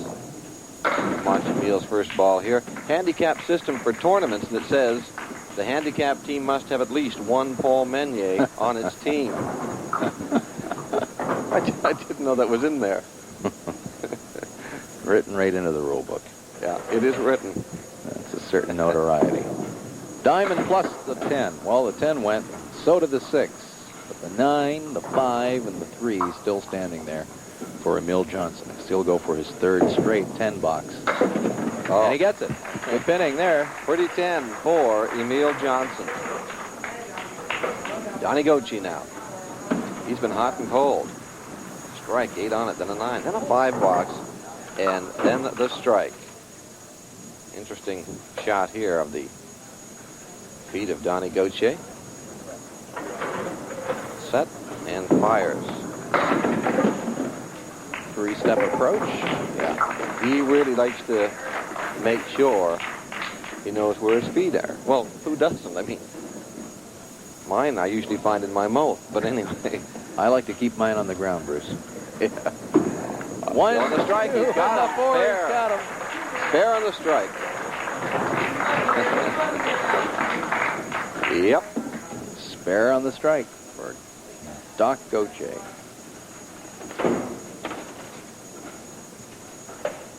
This guy has a very unusual hobby. We're going to tell you about it in a minute. Well, it's not that unusual, I suppose. Good hit. He likes to bike, recreational hobby. I love it.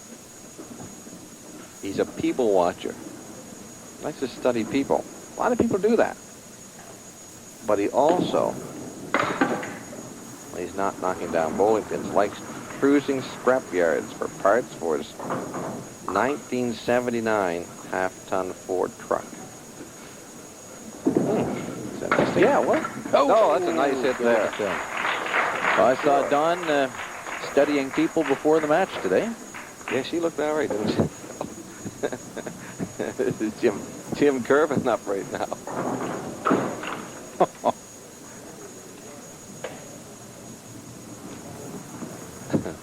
Yes, sir. Off to the right-hand side, but 6-pin drop for Jim. Now he has good coverage. You see it right here. This piece of wood covering the 7 very nicely. So he's dealing with the 1, 2, 4. And he gets him. Oh, great shot there by Jim Kiervin. Didn't need the wood at all there. One more time. And look at this.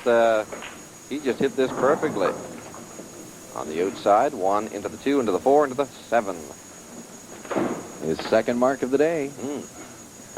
And he's open on it now. Frame number 6, this first string.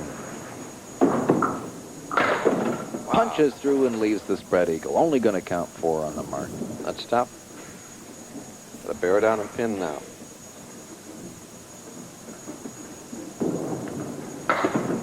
A 2 on the right-hand side.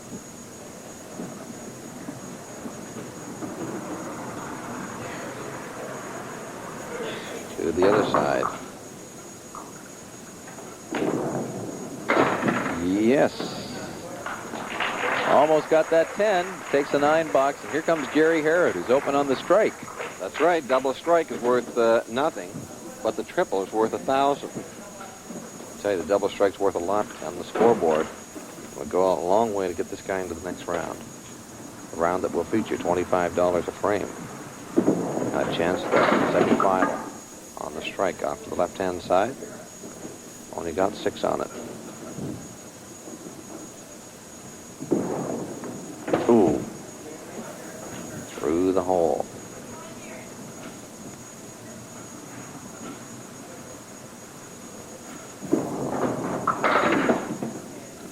And that'll be a 7 for Gerry Harrett.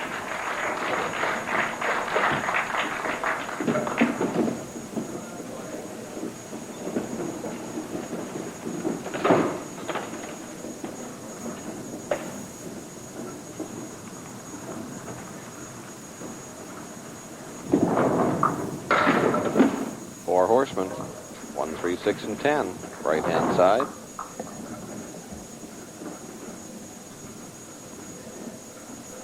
Had a chance, want to say hello to Veronica Sutherland, who's a big fan of the candlepin bowling game. Lives here in Sackville. Young lady, throws a pretty good bowling ball and pretty good baseball player too. All right. Well, say hello to Veronica and say hello to all our viewers today. Don't go anywhere because we'll be right back with more of this match from round 1. Belvedere Super Pins on ATV.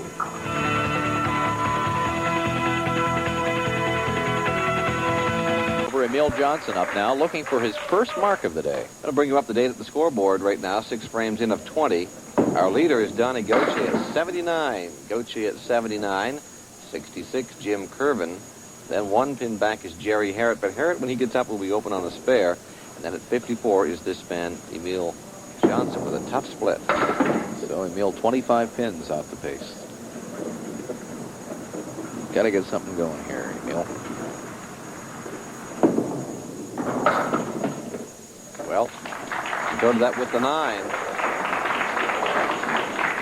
So 3 10s and now a 9. In the last 4 frames for Emile.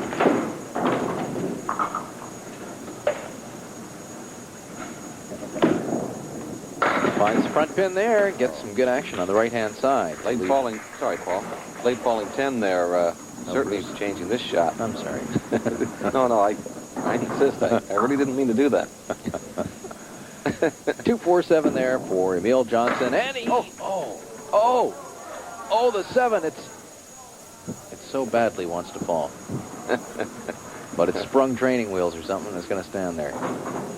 So Emile will go for it with the ball, misses that. Darn, that's another 9 box for Emile. Yep.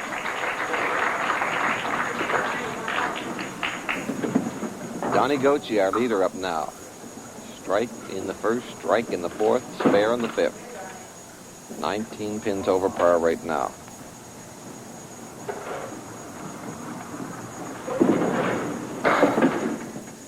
Pretty good hit, brought that wood right between the 5 and the 9. Didn't get a thing there, but he's left 4 in a bunch. 2, 4, 5, and of course that 9 pin. Good concentration. Good shot of it there.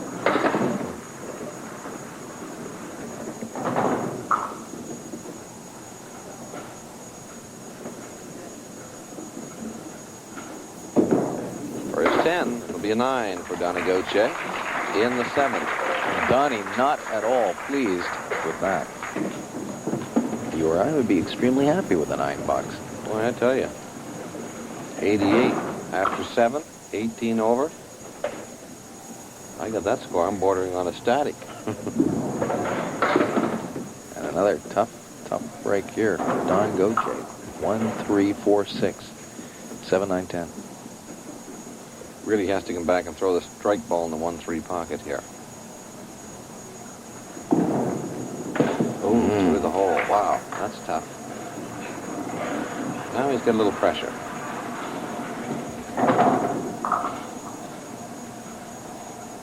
Donnie, an excellent bowler. He had one fault, perhaps gets down on himself too much.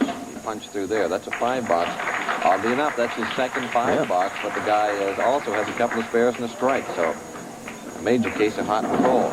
Very strange indeed.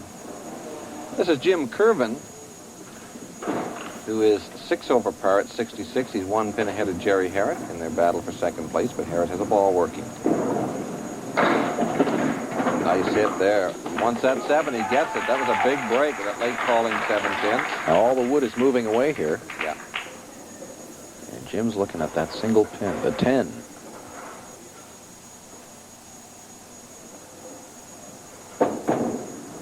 Oh, inside. Just missed.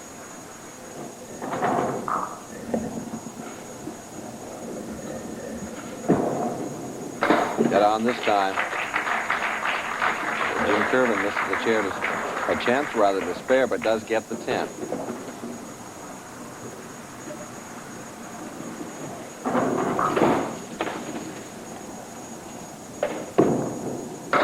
All right, now we're going to ask a question. We've got one on the go already, and we'll give you the answer in a moment when Gerry Harrett gets up. I'm going to ask you another question that I don't have the answer for. I don't think you do either, Paul.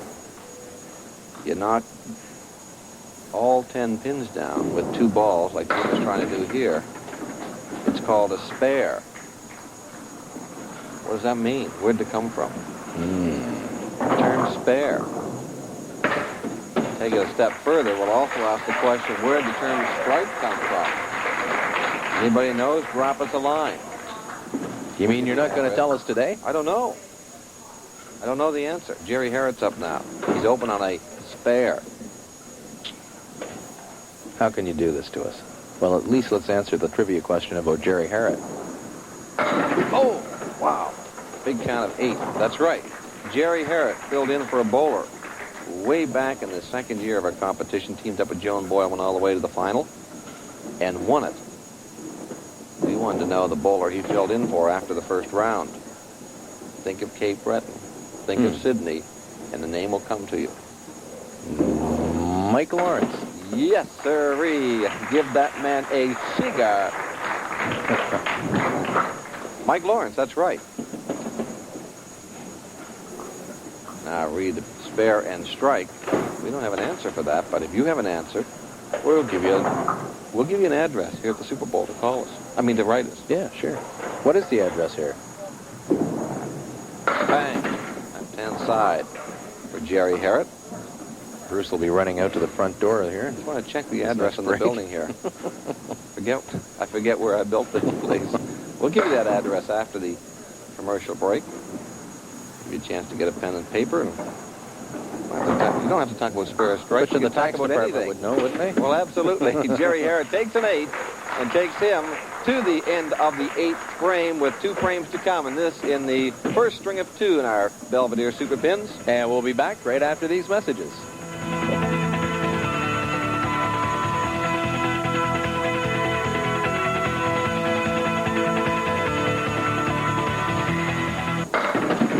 A chance here. 7-pin drop leaves a 2-4-7 left-hand side. There you see it. Play this on the outside in that way, or split the 2-4. Oh, there it is. Bang. There. Nice. It's Emile Johnson. Picks up a mark in the 10th. Now he'd love to load that up and mark again. At least a mark in the 9th. To load that up and mark again in the 10th.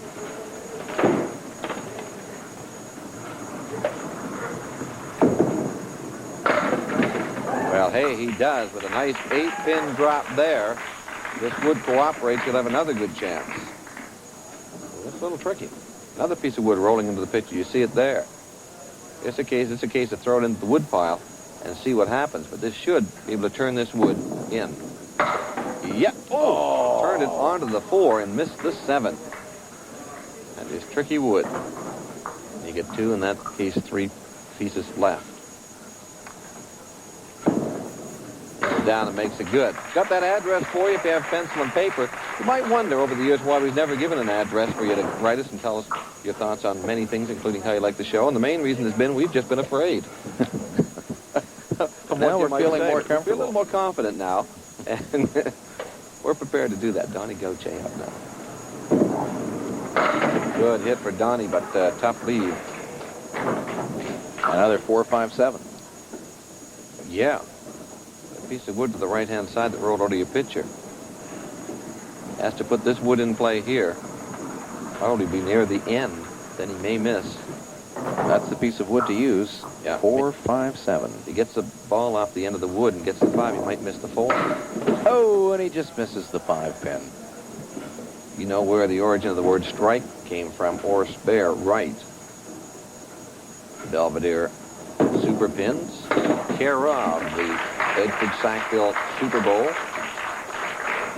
The Belvedere Super Pins care of the Bedford-Sackville Super Bowl. 300 Sackville Drive. It's 300 Sackville Drive in Sackville, Nova Scotia. Postal code is B4C2R6. B4C2R6, if you want to give us that information, or, in fact, anything else you might have on your mind. But we do caution you.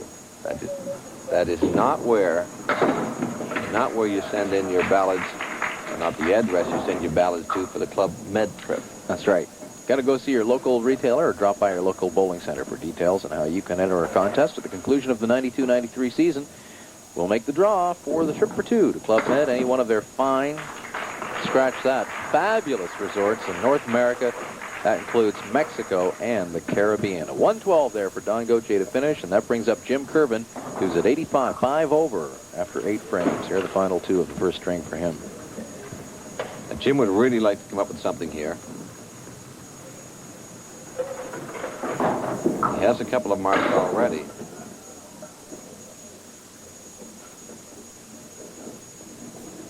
But he's sitting at 5 over par right now. Oh, boy, that is rough. Well, actually, that's what the dog said when he said on the sandpaper. Rough.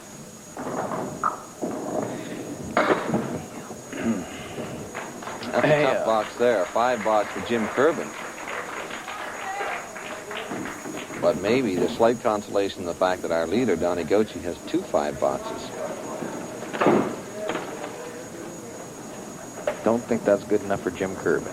No. He's at even par, headed for another 100 bucks, just like Emile Johnson. That's a nice little break there. He leaves the feather shot. Yeah, he does, but there's a lot of wood down there. There's actually 5 pieces of wood that are on the plate, and now there's 4. One just rolled off. And another one's going, Bruce. Now we have, hanging on. Got to be to the left of the front pin. Ooh, made sure that one got off the plate.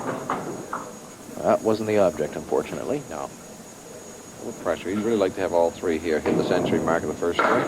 Ah, he's got it! 100 for Jim Kiervin, first string. Well, that's kind of nice. He give him a chance to think about that during the break. Made a key shot there, and with that he catches Emile Johnson. This is a pretty good battle top to bottom right now. Only 12 pins separating last place and first place. Gerry Harrett in right now. 2 pins for the first place. He's left a tough one. 3, 6, and 7.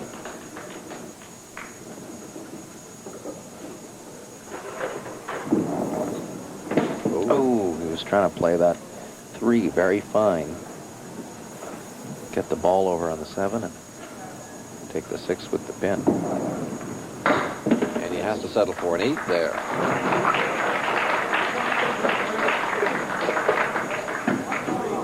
So 1 frame to the halfway mark.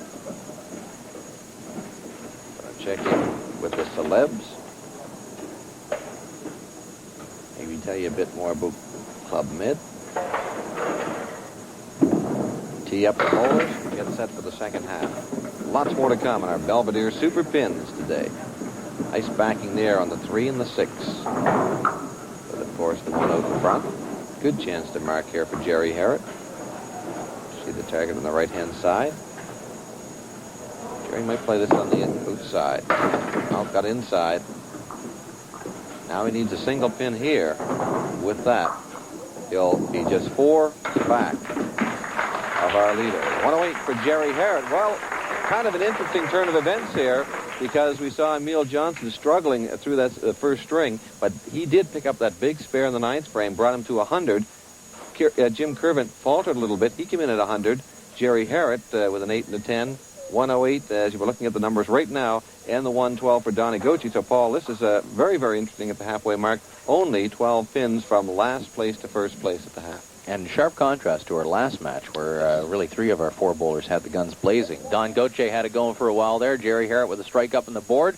There should be some more fireworks, I would suspect, in the second string. But first, we've got Celebrity Bowling. That's next, so stay with us.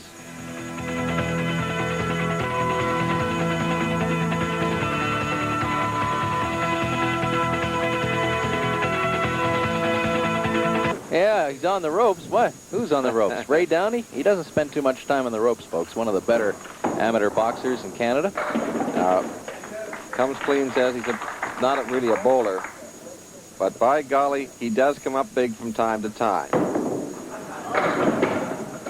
Not this time, but from time to time. 23 after 4. I tell you what, he's having a good time. Remember the great Downey boxing family. They have produced some great ones, including Raymond's dad. Now he goes to the other side.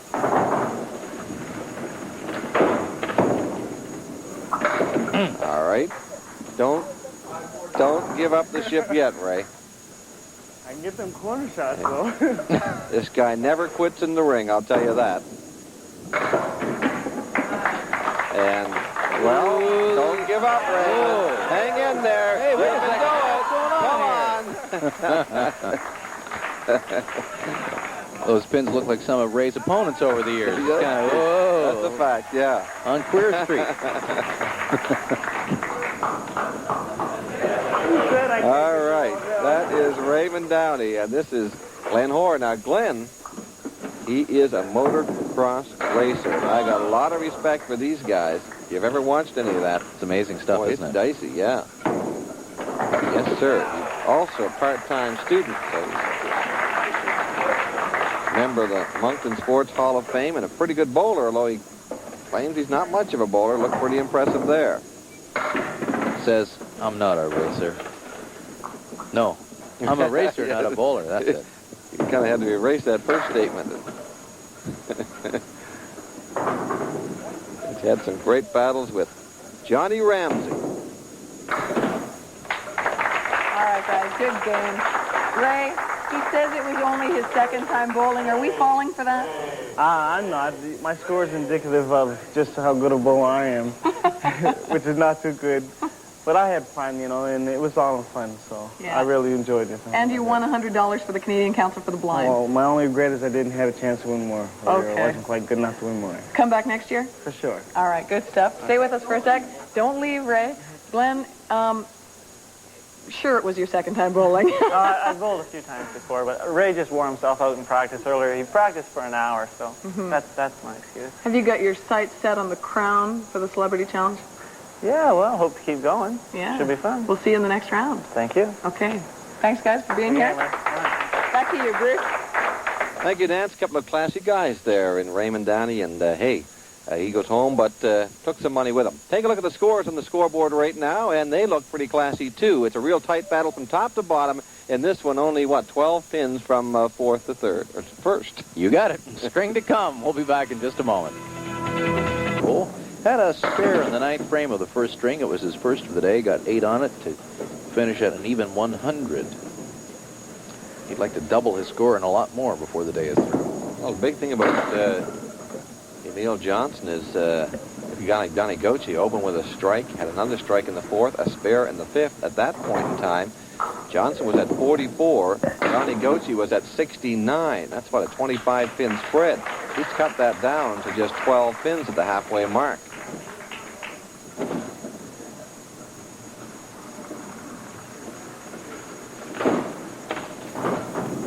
So that's the positive side for Emile Johnson. Oh, there is the negative side. Punching through there. Spread eagle plus the 9 in behind there for Emile.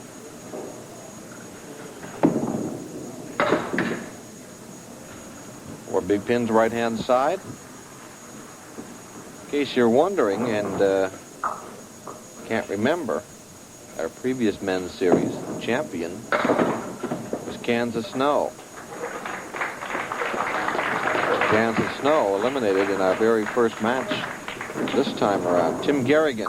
Tim Kerrigan finished second. Dave Curry placed third. And Dave Julian was fourth. Watch Donnie Gauthier here. He's our leader.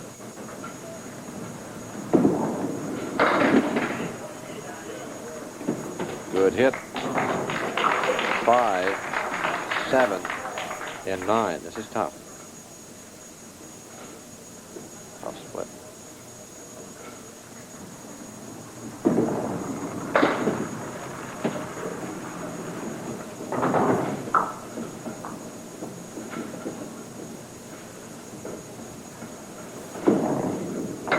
God, yeah, clean up there. Donnie Gauthier gets his 10.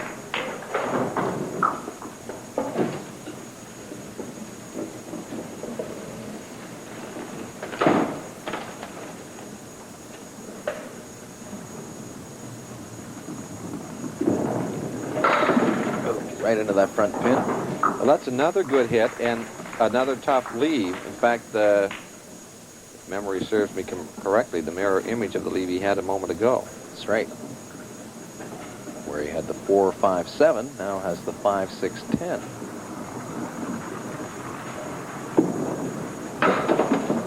The right idea there, certainly, putting the piece of wood in play, trying to bring it back. Just didn't happen. This guy's a great bowler. Just the 5 pin there for Don. He gets it for his second straight 10. So Donnie Gauthier, our leader, opens with 2 10s, gives way now to Jim Kiervin.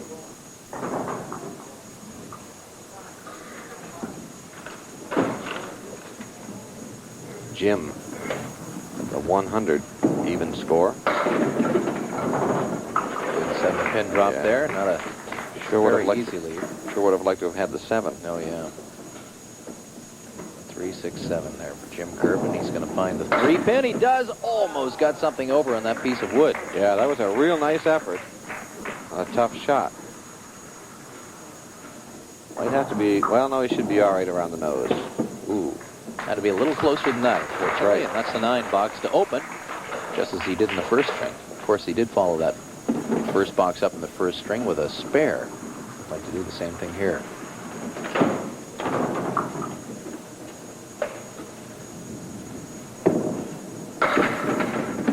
Great 9 drop. It's Jim Kiervin from Chris Pham Assists, New Brunswick. Going to go to the Bowmore Center in St. John. Right on the pin here and caught the channel.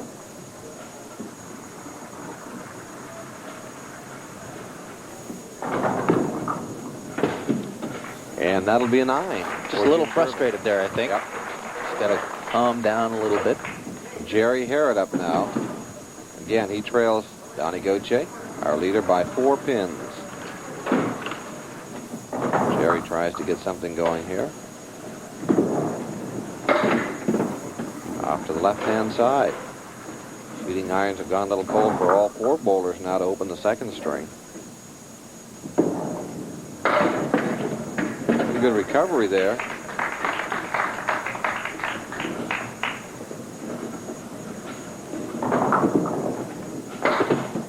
And that's the 10 box for Gerry Harrett.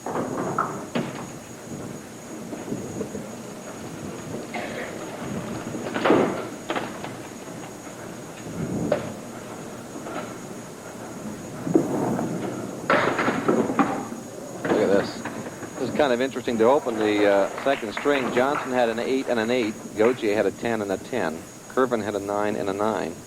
Gerry Harrett here a 10. Will it be another 10?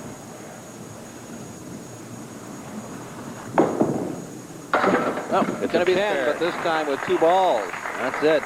So Gerry Harrett breaks the cycle, gets the spare. We go back to Emile Johnson.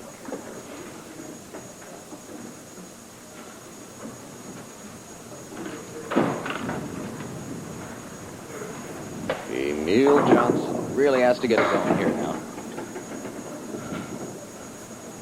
From Dieppe.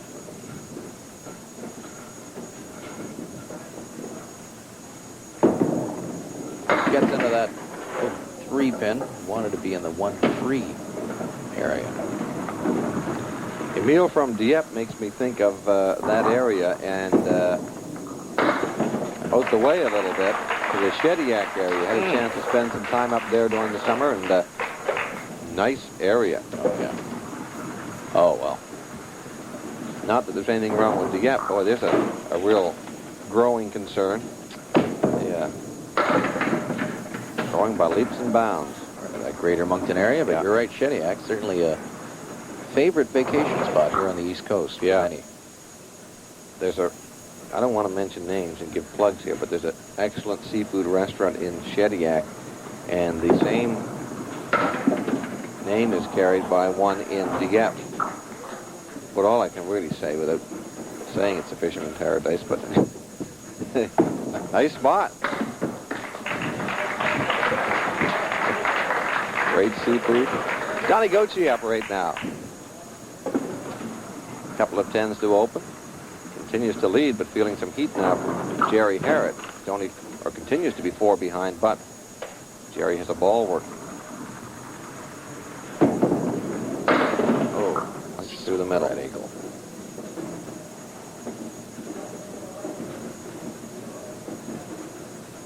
Yeah, that whole Greater Moncton area. Had a chance to tour around there a little bit and get to know the area just a little bit better, including the Riverview area, and that's kind of nice. Great people up there.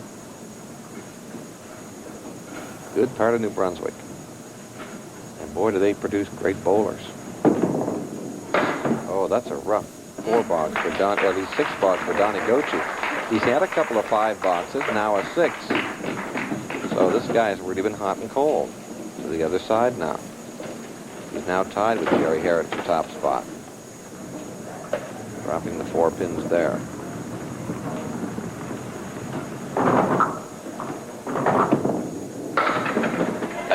And you know what?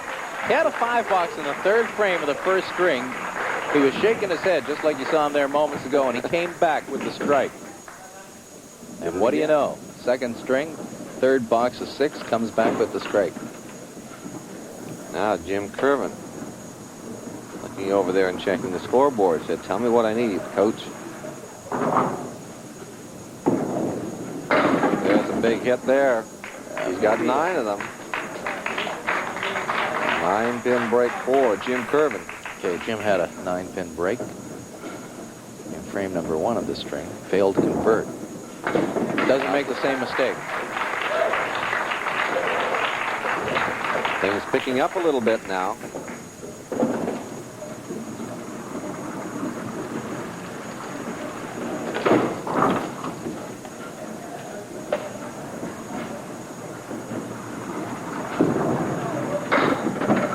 Oh, great late action there, and he's going to get the 10, I think. No. He He left a gave it a shaky good rattle. pin. Sure did. Big 8-pin drop there for Jim Kiervin. Now he's got double wood up front. Told you this before. Anytime you get double wood, strange things can happen.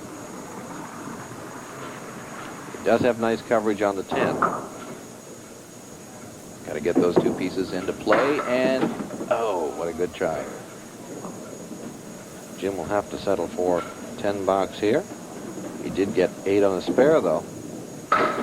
Gets his 10. Now, Gerry Harrett's up. Chance for Harrett. Open on the mark.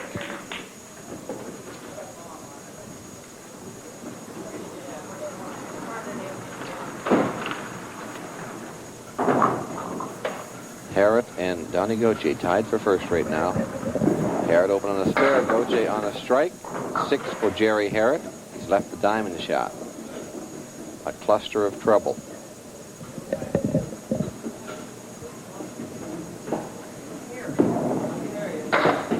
Diamond. Gets half Boy, of that. you really have to be letter perfect with that one.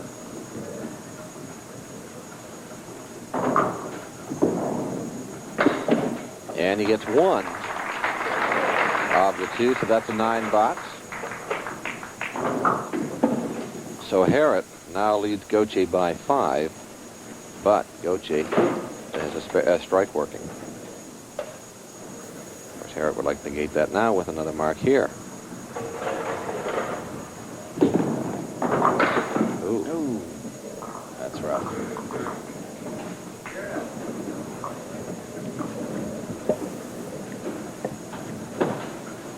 1, 2, 4, 5, 6, 7, 8. Gave that a pretty fair run. 4, 8, 10 there for Gerry. Yep. Must be right over around here.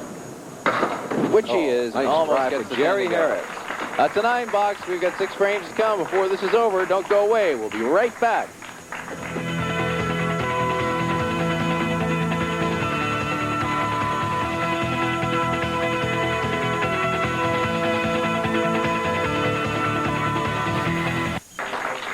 We're back.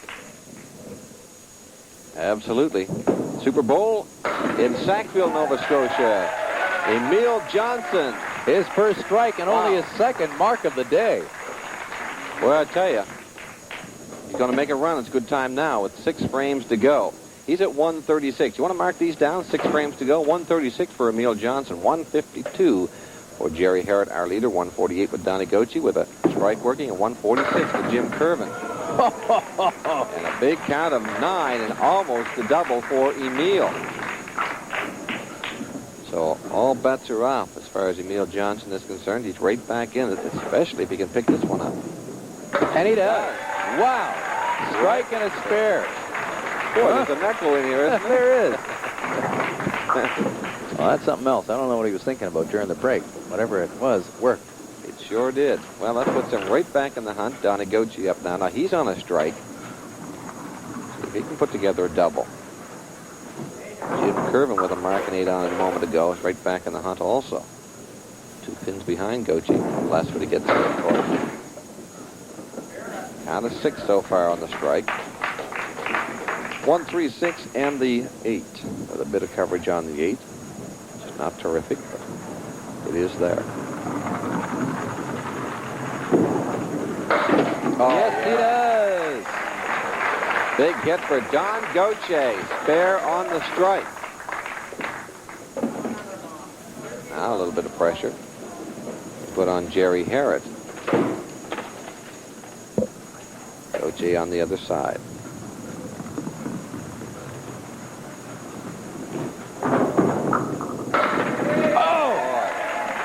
Oh! Timely marks for Don Gauthier. Big strike here on the spare. Nice follow through. Perfect hit for the last one to go. Now, Jim Kiervin. He was 2 pins behind Gauthier a moment ago. He's now 12, and Gauthier's got a couple of balls working. Look at this. There's the response from Jim Kiervin. There's a familiar 9-pin break for Jim Kiervin. He's seen this one before. It's the 10-pin. Now the piece of wood, Paul, on the move, way down there. Now it's stopped. It's a good thing it did. That was a tough piece of wood if it had gotten over, but oh! And he's done it again. Yeah, that is really, really tough for Jim Kiervin. Gets it this time for the 10 box, but he really wanted that spare. So Kiervin goes to the other side now.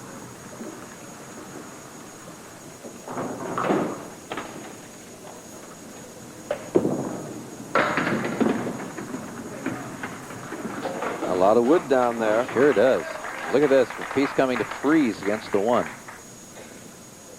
The 2 pieces of wood there. If he hits it there, this wood could turn away. Take that pin. This will go over here. He might miss the 10. Oh, he got the 10. Got it. A little late, but he got it. And Jim Kiervin comes up with a big mark. And now a lot of pressure on this man, Gerry Harrett.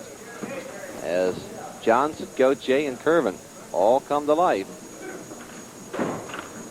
in frames 5 and 6.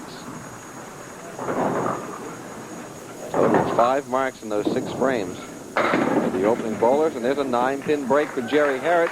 Now he's got bad wood out in front. He wants it out of there. Might get his wish.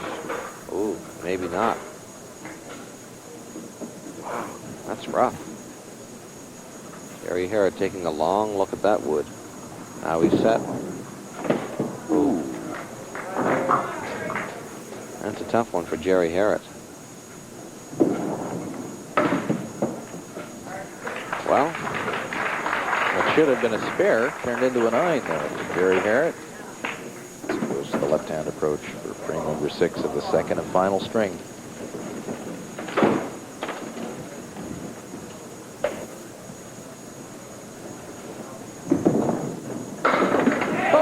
Boy, talk about answering the call. All 4 bowlers really, frames 5 and 6 coming up, a total of 8 frames bowled and a total of 6 marks.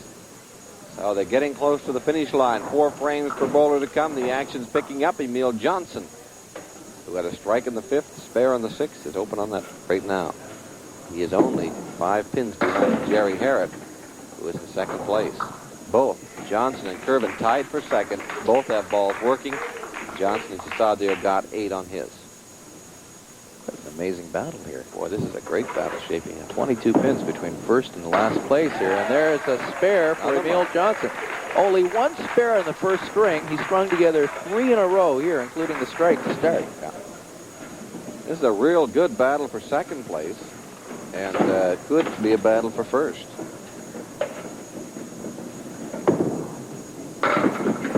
On the mark, 6 for Emile Johnson. Left the diamond shot.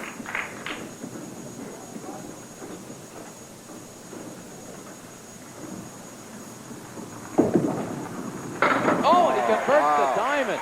Boy, this guy is hot as a pistol, and he's hot at the right time.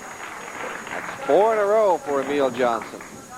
Tell me they're not excited up in Dieppe. Diane's dancing around the coffee table. So is Joanne and John. Well, anyway, let's go to Johnny Gauthier now. Got a spare in the 5th, a strike in the 5th, in the 6th. Looking for the double.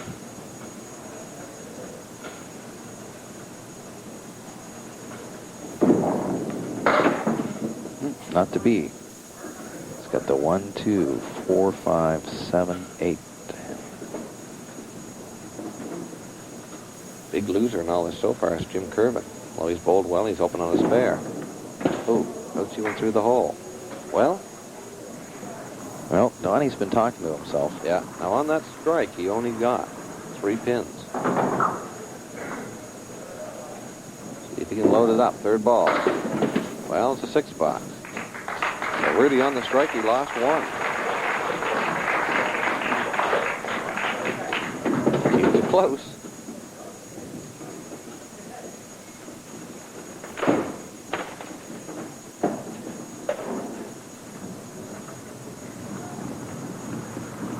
To the other side.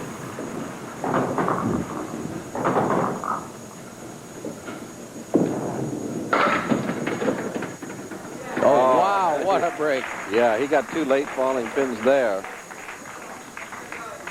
He's got a clean run at the 7.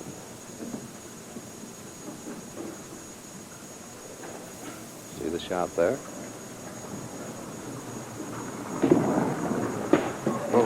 Wow. It's tough for Donnie Gauthier. Well, he's still in pretty good shape.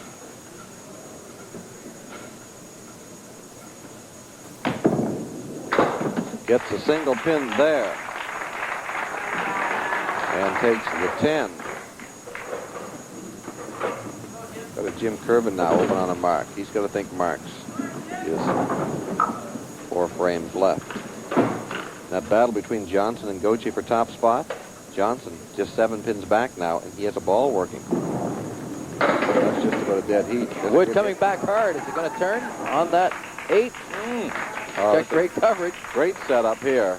This is some kind of action. This is tailor-made for Jim Kiervin. got it. So another mark for Jim Kiervin. Well, he only wishes he'd seen more 9-pin breaks like that during the match today. Good coverage, easier to convert. 2 in a row for Jim. Jim Kiervin now contending. He gets a mark here. It is really going to be interesting, and he may have one. He's got a big count of 8 there. And welcome back, Jim Kiervin, if he was ever away. Looks like Donnie Gauthier was going to run away and hide for a while. But Johnson and Kiervin have battled back strongly. And he's got it. Well, sir. Gerry Harrett now. Gerry Harrett open on the strike. This is just a wild, wild second string. Well, you have got it right. Our new second place bowler is Jim Kiervin now. 3 pins up on Johnson. Gerry Harrett looking for the double. Didn't get it. Has an important piece of wood down there. It could make or break the whole thing here. And it looks like it's going to make it. There you see it. If he gets down low in this wood, it'll come across. Should be able to get the 4 and the 7. Big one right here. Oh. Well, 8 on the mark for Gerry Harrett, but all of a sudden he's the man on the bubble. He has got to come up big. Gets one of the 2. That's a 9 for Harrett.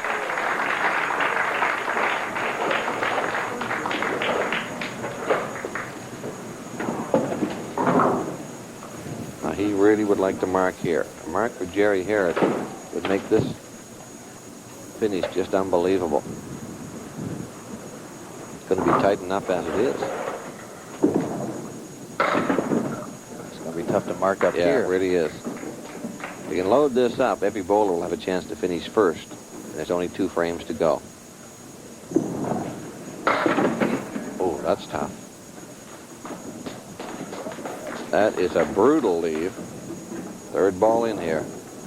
And that's going to be only the 7th. That is tough for Gerry Harrett. Only 2 bowlers can advance today. We've got 2 frames to come. Who will they be? Stick around. Find out. Back in a moment.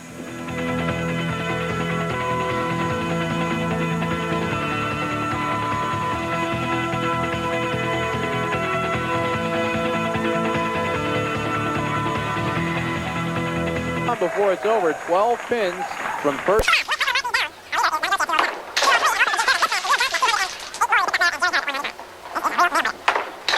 There, Emile Johnson is going to make it real tough.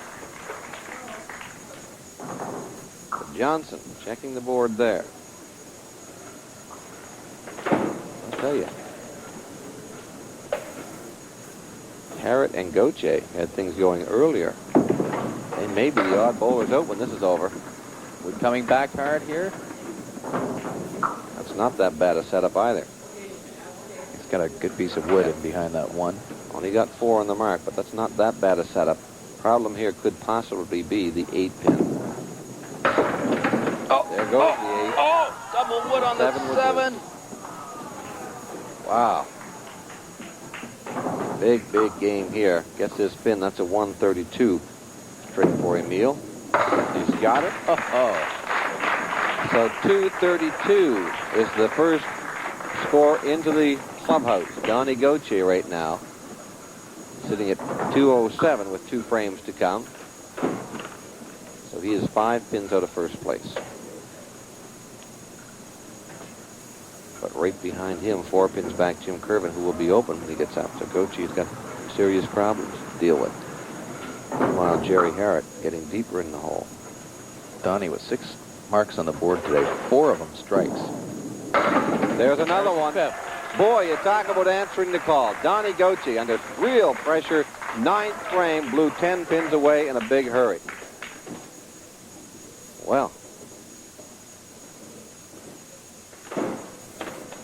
And that's bad news for Gerry Harrett.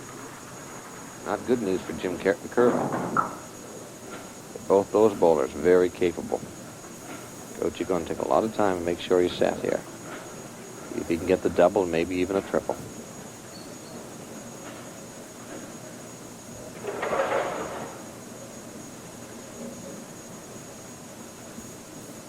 All set. gave the double a run, didn't he? Oh, jumping. Another good chance to mark here.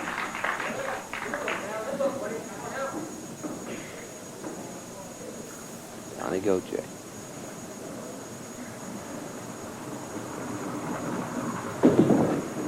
Yes. Strike. Then the spare.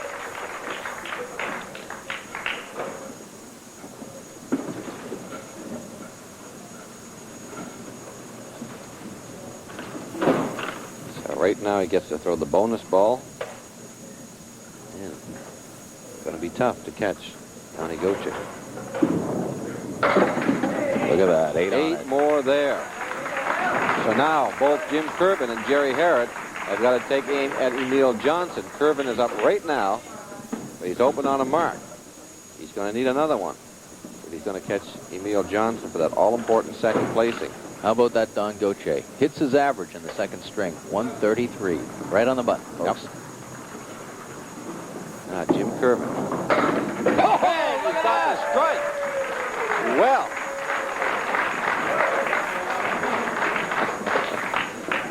Well, sir.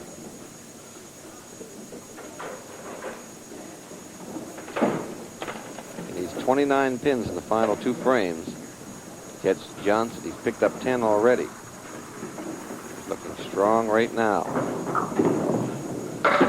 Oh. Good hit there.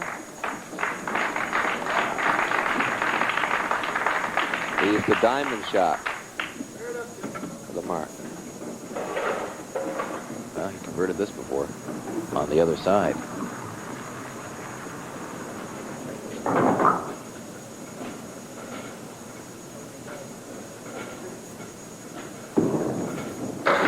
Oh, yeah, good hit. Jim Kiervin looking for one more pin here, and he's going to check the scoreboard and say, wait a minute, now where do I stand in this? And that's not a bad idea. He's hitting right now at 132 plus 203. And that puts him in pretty good shape to finish second. Well, he's tied for second right now. Yeah. Tied for second. Needs this. Got it. And he's got it. Big. And he's Been there. pushed Emile Johnson out of the picture by a pin. Now Gerry Harrett. Big, big trouble for Gerry Harrett. That's an excellent 142. 3 pins shy of Donnie Gauthier. Now, Gerry Harrett has to think strike. He needs 47 pins in the final 2 frames. So he must mark here. In the clubhouse right now, Donnie Gauthier 245. Wood coming back, not to beat. 245 for Gauthier, 242 for Kiervin, 232 for Johnson. And it would not be for Emile Johnson, who bowled extremely well today, coming back with that 132 after an opening 100. And Gerry Harrett, who opened with a 108, but struggled a little bit in the final string. Not going to be for Gerry Harrett today. Emile Johnson, boy, give that guy credit. After a really tough first string of 100. Same with Jim Kiervin. Those 2 bowlers come back, bowl up a storm. Kiervin takes it by 10. So Gerry Harrett going out in style. Playing this one down and on the mark. Well, not that stylish. He got the mark, but only got 1 on it. But it is Donnie Gauthier and Jim Kiervin who will move on. And we'll be back in just a moment.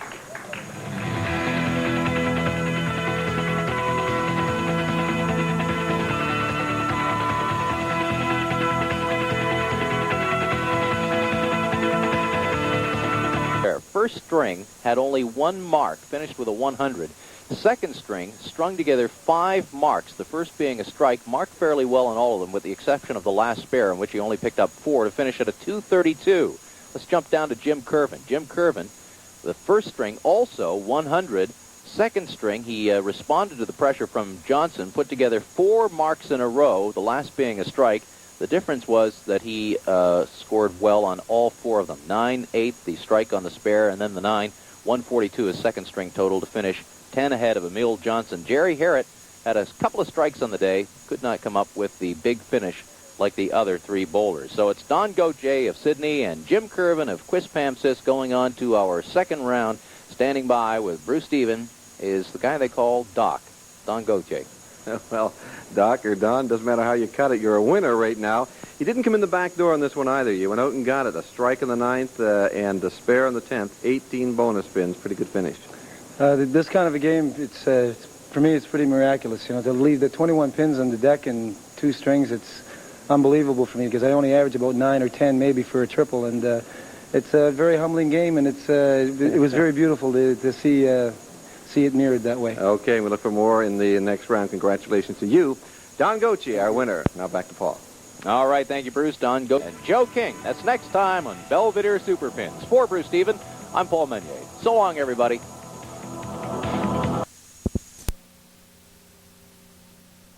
Competing for their share of $25,000. Hi, everybody, and welcome to the Super Bowl in Lower Sackville, Nova Scotia. Paul Meunier and Bruce Steven as round one of our all-new men's series continues. Well, it's the same format we've seen over and over, but it gets more and more exciting, it seems. Our last episode, certainly no exception. Donnie Gauthier finishing first with a 245, but Jim Kiervin came up with a big 142 in the second string. He finished second at 242. 2 more bowlers will move on today. And we've got some exceptionally colorful videotape to show you right now. It's a reminder that you should see your local retailer or drop by your local bowling center for details on how you could be a winner at the conclusion of our 92-93 season. We will make a draw for a trip for 2 to any Club Med resort in North America. That includes their fabulous resorts in Mexico and the Caribbean. See your local retailer or bowling center today for details. Could you imagine a week? Club Med. No nice, problem at all. Yeah. If that's 15 seconds, give me a week.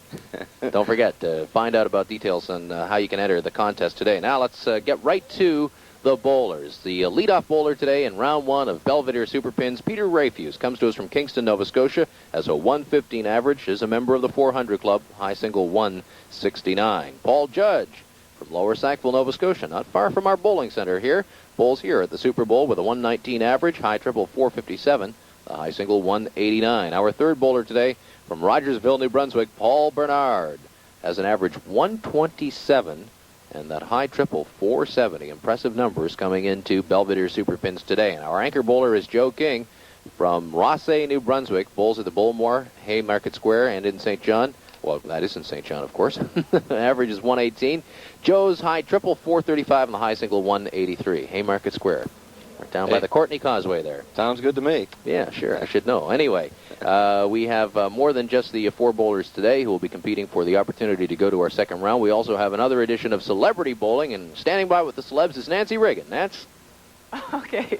Thanks a lot, Paul. Very tough match shaping up here today. Kurt Studley, ASN sportscaster and newscaster.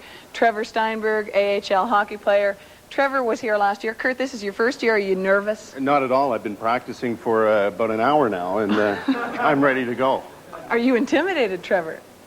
Well, somewhat, yeah. I think he's Why? got that eye of the tiger in him. Nice try. Kurt, you're bowling for the Canadian Council for the Blind. Trevor, you're bowling for the Atlantic Alliance of Food Banks. And I guess we'll see how you both do a little later in the show. We'll look forward to it. Thanks. Back to you, Paul. All right, thank you, Nancy. We're ready to roll here on a Saturday afternoon on ATV. Peter Rafuse, Kingston, Nova Scotia. Mentioned that average of 115, the high triple 411, bowls at the LMK lanes in Middleton. And it's Peter's first appearance in front of our ATV camera in our Belvedere Super Pin series. Nice to have Peter aboard. Leading things off, our anchor bowler today, Joe King, also his first appearance. There's a nice hit for Peter Rafuse and a tough leave at the second ball. A little bit of a story regarding Peter Rafuse and how he got here. We've told you over and over again how difficult it is to get in this series.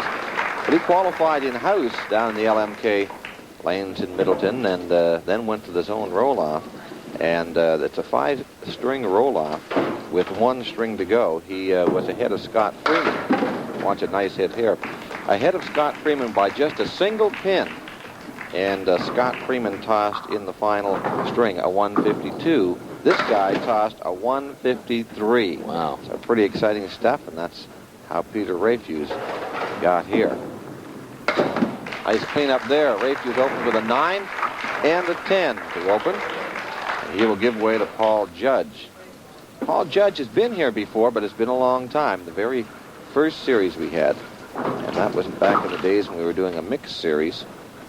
Paul was on that show. Been bowling for over 20 years. Yeah. Stretched out a little bit. And the late falling pin there. That's not a terrific piece of wood out in front. Hard to say which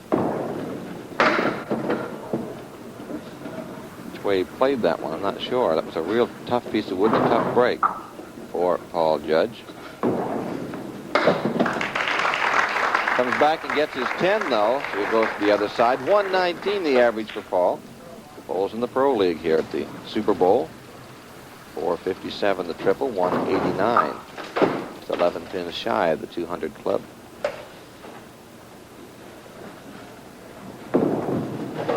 Oh, big hit there. Big hit there. This is a great setup for Paul Judge this time. Although he does have a piece of wood rolling well up the lanes now. Still should be able to get right on the end of the pin here and make a spare. Which he does. So it's our first mark of the day as Paul Judge takes a seat and makes way for our third bowler, Paul Bernard from Rogersville, New Brunswick. Well, Paul bowls out of the Bowlerama in Douglastown, and as you say, he's a good one. 127 the average, 197 the high single, 470 the triple. And a good hit there, 7 now, 8 pins going down. Wood that should end up in the channel, and it does, and a good 6-10 split for Paul Bernard. Ooh, right on the 6, didn't carry the 10.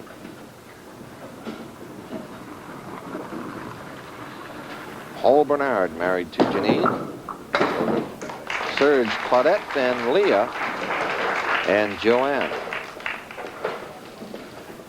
Say hello to them. Nice to have Paul Bernard back with us. Been here a couple times, in fact.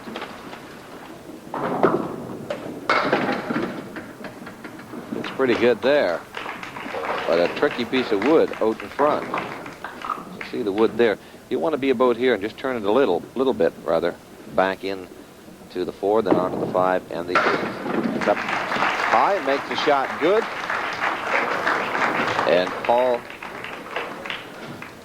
Bernard picks up his first mark. Now, we'll go to Joe King. Joe King, our anchor bowler. Rafuse, New Brunswick. Good hit for Joe in the opening round. Nice little late action there. Leaves the 2, 7, and 10. Good coverage on that 7 pin for Joe King. It's got to be on the front one, though. Just missed. Joe King, Rafuse bowls out of the Bowmore, rather. Lanes in the Haymarket Square. Picks up the 9 there. Want to say hello to Jason King. That's Joe's son. That's doing pretty good to start with, Jason. Picked up the 9 there. Nice 3-pin split here. Wood turning. Oh, this is pretty good looking wood. Well, he might have a problem here. We'll get another look at that again with the 7-pin. He's left the 2, 4, and the 7. This is the 7-pin right back here. He puts it in there, he'll carry the 2 here and the 4, but look out for the 7. Oh, he does get the turn. 7. The wood turned in on the 2 after it fell and took it into the 7, and that's a nice spare for Joe King. Back to the top of the order now, Peter Rafuse.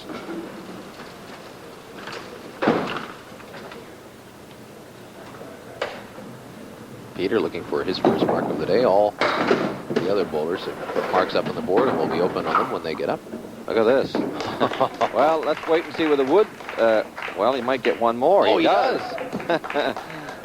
Well, this is perfect. Yeah, you can see in the corner what's happening, and Peter's response to it. This is a great setup now. The piece of wood that's out of the channel a little bit. Oh, and he got through the hole. That is really tough for Peter Rafuse. Peter likes to play some hockey in the wintertime, of course, bowl, fish in the summertime, and he likes to camp a little bit. Bit of an outdoorsman. Peter Rafuse. Balls over the LMK lanes down in Middleton. Say hello to Wayne and all the gang down there. His wife Donna, children Sean and Stephanie. Not a bad out there for Peter. Wood coming back, might get another one. Moved it off the spot, won't fall. So a 9 and an 8 for Peter Rafuse. Back to Paul Judge now. Opened with a 10, then had a spare. Of course, opening that spare right now. This guy's a pretty good pool player, Paul. Been around the felts a little bit.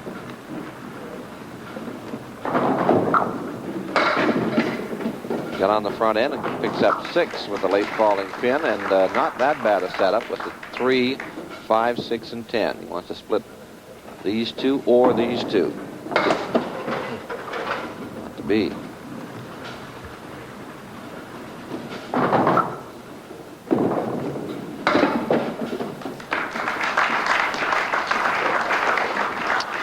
Make it a 9 there for Paul Judge. Goes to 35, 5 over. Diane, special girl in Paul's life here today at the Super Bowl, taking this one in, watching Paul perform on the lanes. Finds that 1-3 pocket. The left side wouldn't go. Just a little thin.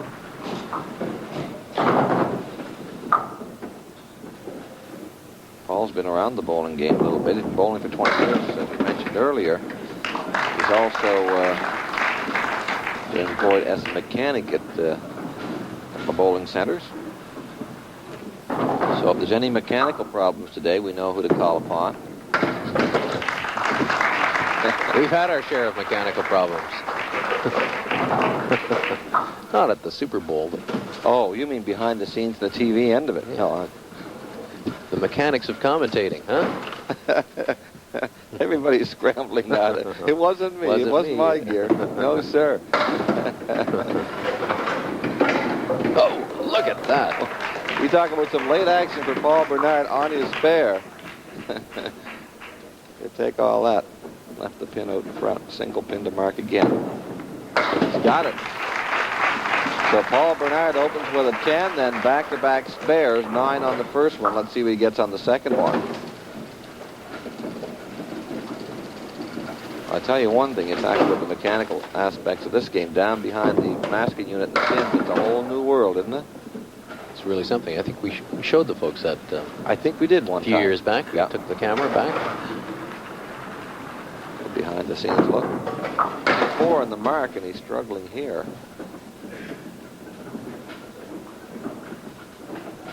It's a huge crate of bananas at one end of the room. And the chimpanzees back there. But no, something to see. Sure beats the squirrel on the treadmill, though. Oh, yes, yes. Joking. The squirrel's day is over, I think. Those days are we're much more modern now. Joe King opened on a mark. Gotta count 6. He does. He got right on the front end, but just a tad flush. Yeah. Bounced that ball, but I think it was inside the lob line. Didn't hear the... Yeah. Well, the fact of the matter is, as long as it hits behind the lob line, if the ball bounces, not a problem. It's a 7 there.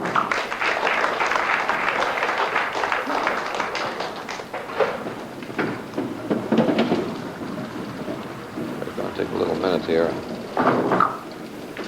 Find Paul.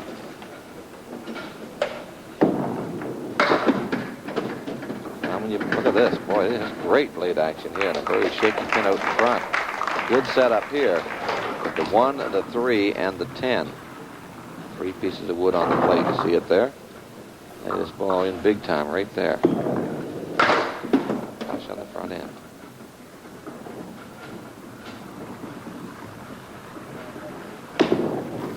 Bang. So that'll be a 9 for Joe King. All 4 bowlers now, 4 frames under the belt. We talked about the experience of these bowlers in front of our cameras before. 2 of them have been here before. In the case of Paul Judge, it's been a long, long time. He was here, 5, 6 years ago. So almost the case of having 3 rookies in here, and Paul Bernard, who's been here before.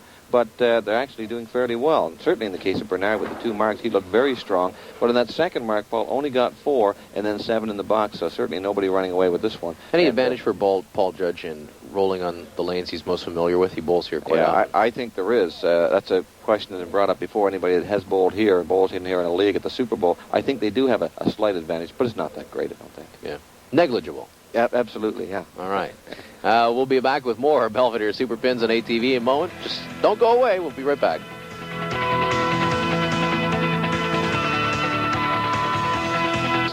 Paul Bernard at 50, Paul Judge in at 45, Joe King at 41.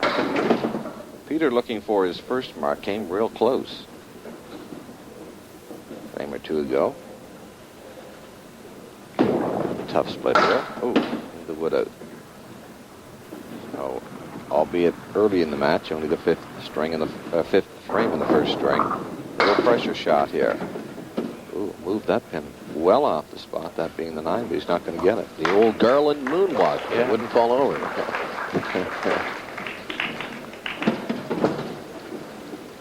Once again, this year, as is the case with every year, Garland pins are being employed down there. What do you pay him?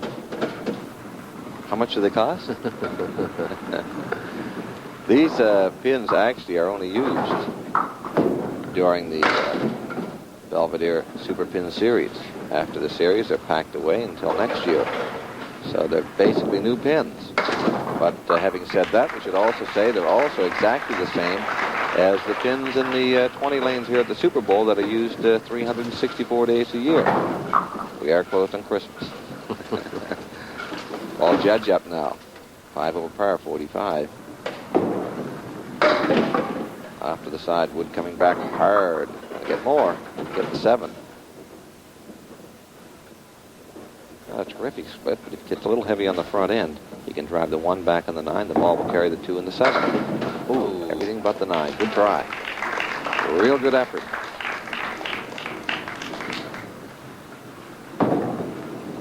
And he gets on the pin for the 10.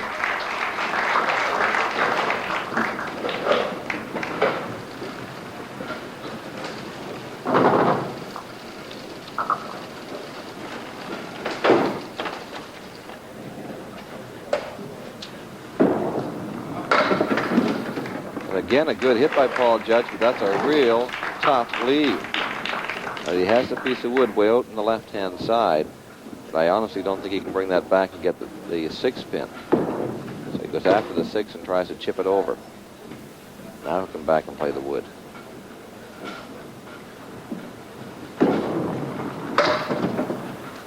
And for Paul Judge, it's an 8 box in the 6th frame. In case you just joined us, it's the Belvedere Men's Super Pin Series. We're in episode number 4. Round number 1, $150 to the top bowler today, $50 to the runner-up.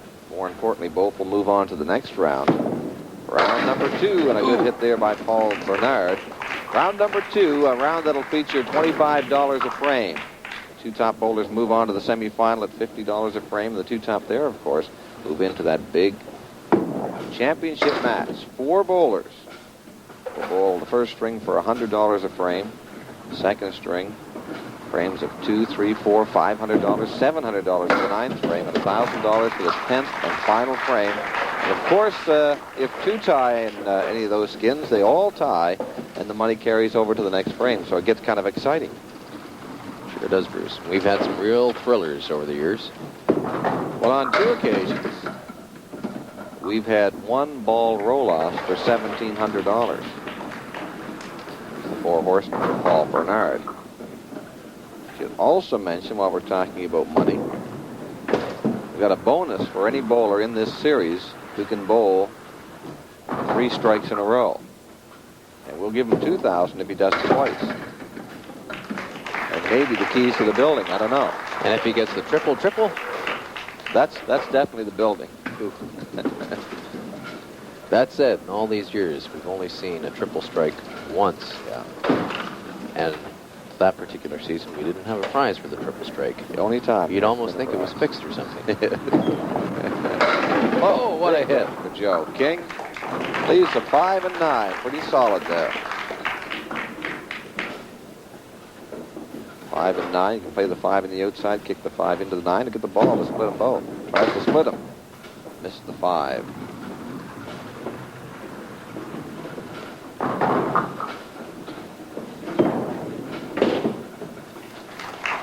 Mentioned Russell Henderson on standby today for the lob and foul line. And sitting in right now is Gerard Gros. They've been alternating throughout the series. Big hit there, unfortunately. It's the back row standing. Minus the 7. Boy, in the last going, we've seen some really tough splits. A piece of wood on the move here that could, well, that's going to just roll right on by. The look of things get caught up a little bit. That could be a factor. Got to put both wood in play. Oh, look out! The ball on the... Oh, just skirted around the 10 pin. Well, that ball was coming hard. Goes after the single pin and gets a single pin, so it's 10 for Joe King. 6 frames down, 4 more to come in the first string of 2 in this, our Belvedere Men's Series. Of course, the 2 top bowlers, as we mentioned, move on, but lots more bowling yet to come. Again, 4 frames and the first string to come. All right, we'll be back with more of this first string and celebrity bowling. Stay with us.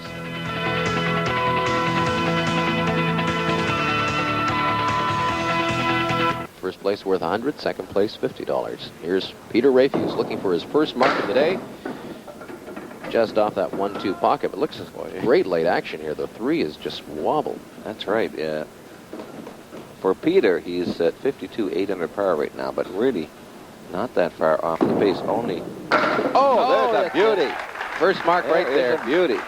He's only 11 pins out of second place right now, and with the mark, of course, he's going to pull right back up in contention. That was a real nice hit.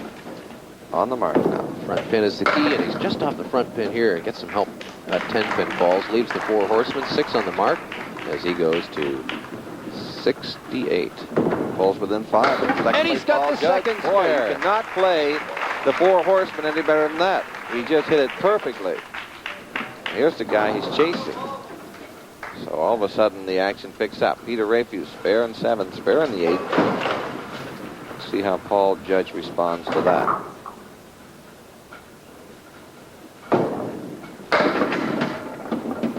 Big 8-pin break there. Real good hit. But, kind of a pocket hit he's looking at. Yeah, we've seen this before with a real good hit. Nate go down in a hurry and bang. 2 flush. I think it was Joe King. Had the same split, took the 9 out and left the 5. In this case, Paul took the 5 and left the 9. Back gets his 10 though.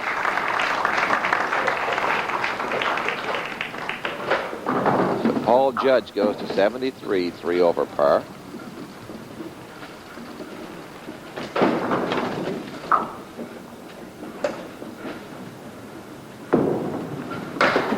Again, off the front pin. Gets the 2 and the 8 there. Got a tough split here. Oh, look at that's this. a great out. He's got it. That's a big mark for Paul Judge and a very tough split. Well, he sits down and gives way to Paul Bernard. Week number 4 in our Belvedere series. Give you a little recap and tell you who has qualified so far. There have been 6 that have qualified for quarterfinal play. Amazing in the very first episode. Oh, there's a good second ball by Paul Bernard. Very second episode, Eugene Lindsay and Bill Black made it. Tony LeBlanc, former champion, Charles Geldart in the second episode. And in our last episode, Donnie Gauthier and Jim Kiervin qualified. So we've got Lindsay, Black, Gauthier, Kiervin, LeBlanc, and Geldart into quarterfinal play. This guy, Paul Bernard, trying to get there. He'll have the diamond for his second shot. Our defending champion, Kansas Snow. Very first episode. Struggled and didn't make it.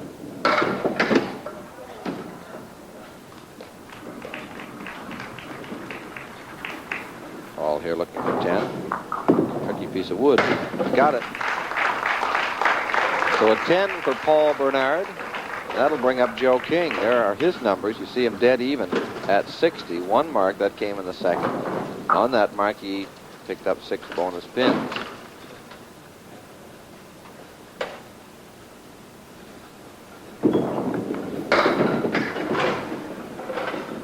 Wood coming back here, Bruce. Yeah. But now, looked at that, it's moving out of the picture. Oh, this is a great second ball. All 4 bowlers appear to be bearing down just a little more right now. Peter Rafuse got it going this set with a couple of spares in 7 and 8. All Judge picked up a spare in the 8. A couple of 10s from Bernard, now the 9 for Joe King. Like the mark here.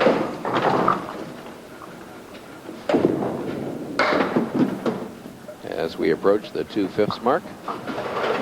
This is similar to the shot he had just a frame ago with the second ball. Although it's like a mirror image because it's the other side. And again, he comes within a pin of making it. A shaky 7-pin. I think he wants to wait a second to see if that's going to go. No. It's really, really shaky. With 9.5 on that second ball. Needs a nice breeze. Top the wood. Looks like a 9 box. Yeah. Sure it is. Joe King. We check it out with Joe there, and that is a 9 box. And we'll be back with the final 2 frames of this first string Belvedere Super Pins in just a moment.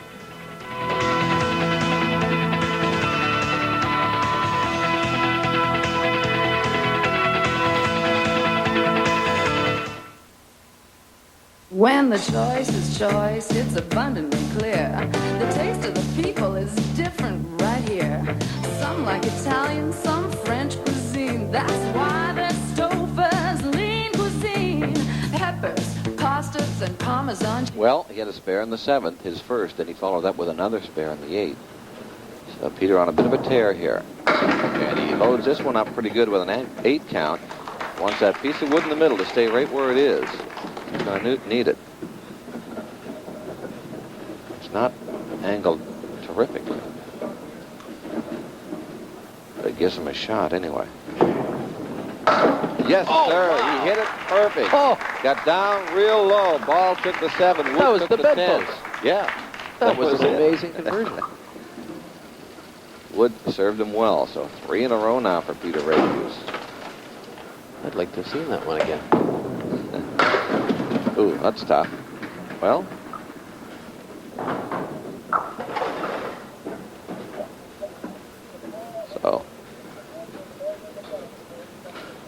So that's the count of 6 on the mark for Peter Rafuse. Ooh. Ball up. Well, came back up when you saw that wood move. Now he'll go to the right-hand side. Take a look. Yes. A little backdoor action there. That's a 9, but Peter Rafuse rather finishes very strong with spares in 7, 8, and 9, and checks in with the 111. So that's the benchmark in the first string so far. 111 for Peter Rafuse. All Judge up now, sitting at 83 and open on a spare. Needs 8 here to tie Peter for first place, but gets 5 for the tough split. 2, 4, 6, 7, 10. Really has to split the 2 and 4 here, toss the 2 over on the 6 and 10. Here's the shot. Great flush on the pin.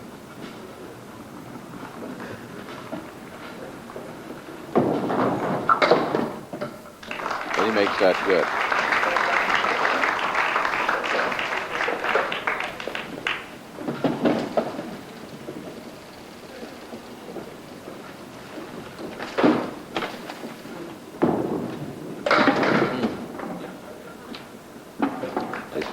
It's not a bad setup at all. With the 1-3-6 for Paul Judge, you can play it on the outside or the inside. See it? Might want to lay the ball here. Kick everything in that direction.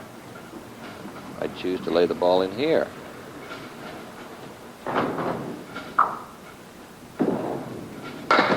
Got it. Nice shot. So Paul Judge now needs 5 in this mark to tie Peter Rafuse for top spot at the half. Of course, Bernard, King yet to come.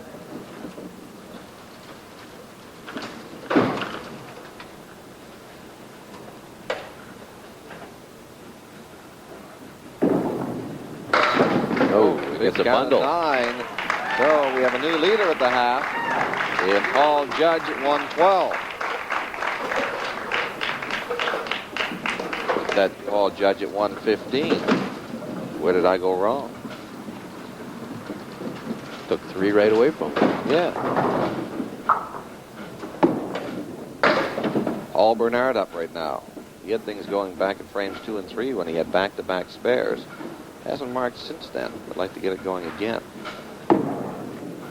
All to 3rd place, and ooh.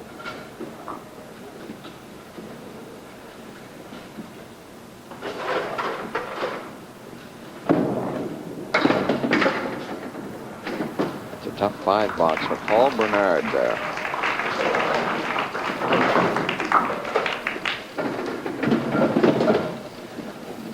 Paul will go over to the other side.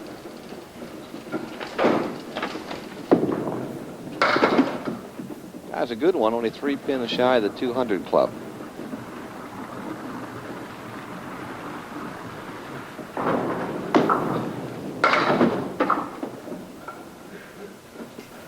Struggling right now. Got an even 100. 1 ball to come. That's the way it will remain for Paul Bernard, 100. Now, Joe King up.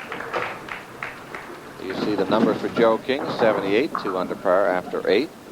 Joe would like to get a couple of marks here.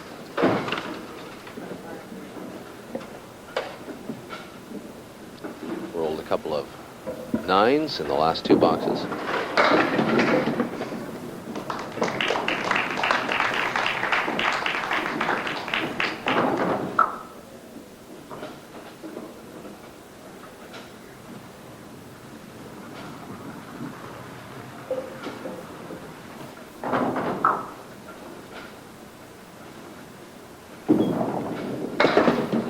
One of the 2.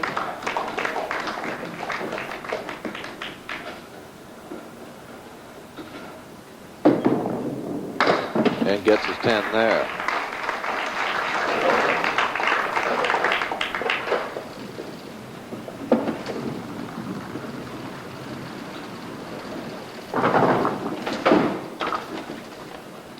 Joe King at 88. Couple of late falling pins he might not have wanted. Leaves the feather shot. The thing about this, if it sticks around, is there's a lot of wood down there. And it is sticking around for the most part. Plays the ball in here and gets it over on this wood. Ball will kick into the 10 and the wood will take the 7. Here's the shot.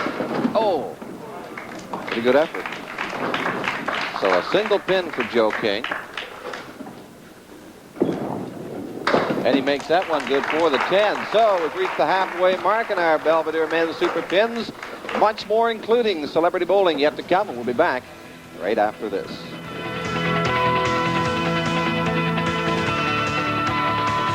Second place finish at this point in time, Peter Rafuse at 111. He finished with spares in 7, 8, and 9. Sort of came out of nowhere, and he is sitting second at 115. Our leader at 115, Paul Judge. Rafuse at 111. Then 100 for Paul Bernard and Joe King in at 98. A couple of bowlers with 3 marks each on the board. Peter Rafuse, who strung 3 together in the last of that first string, and Paul Judge. Paul Bernard with a couple on the board, and Joe King with 1 mark. I think we could expect perhaps some more fireworks in the second string. They just seem to be getting warmed up now. Absolutely. Talk about fireworks and good times. We got good times to give away, don't, for 2 people. Club Med. Speaking of warmed up, huh?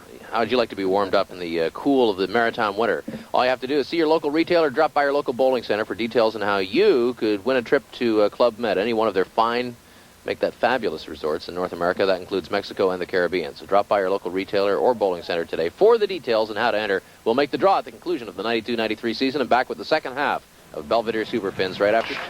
It's the 4th round 1 match. 4 more to go, and then we're into the quarterfinals. Every frame worth $25. That's skins format. And look at this. What a start for Peter Rafuse. Boy, he is hot as a pistol right now. Spares in 3 of the final 4 frames in string number 1. He starts off with the strike here. This is the guy we told you about in the zone roll-offs going into the final string. Rolled a 153, besting his nearest competitor at 152. Guy definitely can string him out. For the double. Good hit. 8-pin drop there, and another excellent chance to mark. Well, he's got the 3 and the 6 there. Good wood. And he gets them. Paul, or Peter Rafuse, I'm sorry. Certainly hot as of the 7th frame in the first string. Boy. Paul Judge up now. There are his numbers. He was a leader at the half.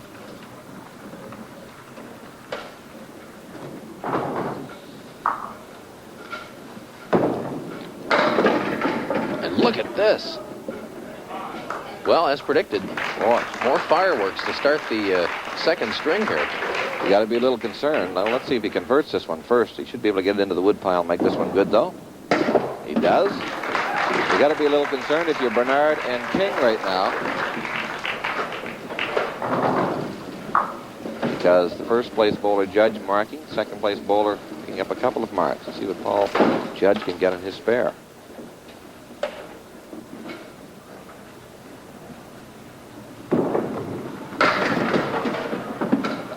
Not too bad off the side. Give him 6. A little bit of a tough split, though. With the 1, 2, and the 2 bedposts, the 7 and the 10. Right here for Paul Judge. Right idea. Now it's decision time for Paul. He can play one of the single pins, or he can try to get them both by playing the wood up front. After the both. Well, he pressed the button a little soon there, because there is a ball on the plate. Looks like it wasn't going to be a factor anyway, and that'll be an 8-box for Paul Judge. Paul Bernard up now. There you see his first string numbers. Off to the side. He really had it going. First 4 frames, the first 3, in fact, he was 13 over par. There's a big hit. Big mark to Paul Bernard. Puts him right back in the hunt. 19 pins out of second place right now. Less, of course, what he gets here. 3 of our 4 bowlers have opened the second string with marks. That's right. Be up to Joe King to keep the trend going. Now, all of a sudden, Paul Bernard's only 11 pins out of second, and he's got a corker of a setup here. That red band action right here. We'll get on that wood and on that wood. Got him. Yes. Right over top of the second piece of wood. So Paul Bernard gets 9 in this mark. When he gets up again, he can tie for second. Joe King up now. Joe King sitting at 98. Here's a guy that would really like to come up with a mark. He had one in the second. Has not marked since. Ooh, right into that 1-3, and look at that. This is a good setup. 8 fell back on the diamond. A real nice setup here. Even has a little guide on the left-hand side, that piece of wood. He wants to dig down deep and get this one. Yes, sir. Joe King fights back, comes up with a spare to open the second game. A tough call in the 8th frame. The 7 pin. Got the pin, but caught a piece of wood in the channel first. And go back and take a close. Oh, that's tough for Joe. On the mark, punch in the middle, only got 5. And this will be real tough to spare up. Yeah, that's a tough break.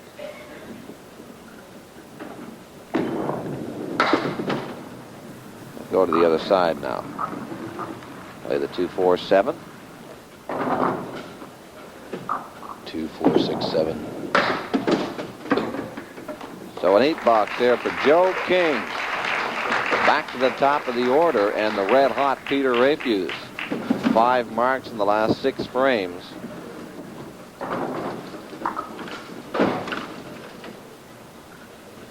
For Pete the Heat. Again, he's on the front end. He counts 8 on that one, and depending on where the wood ends up, he'll have another run at another mark. That's going to fall off the plate, but there's another piece rolling quickly now. Yeah, he really wanted that wood up near the front. It's going to wrap on the 10. Well, he may play the left side, yeah. He may try to round the nose, double wood. You never know what'll happen with double wood. Not to be this time. Good crack at the 10-4-10. He does get that 10.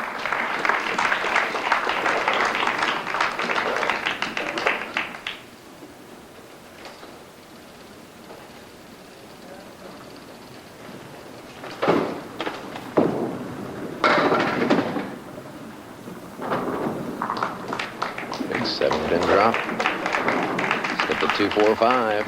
You just know that wife Donna and Shane and Stephanie a little excited right now. Watch Peter here. Whoops. To the right-hand side a tad.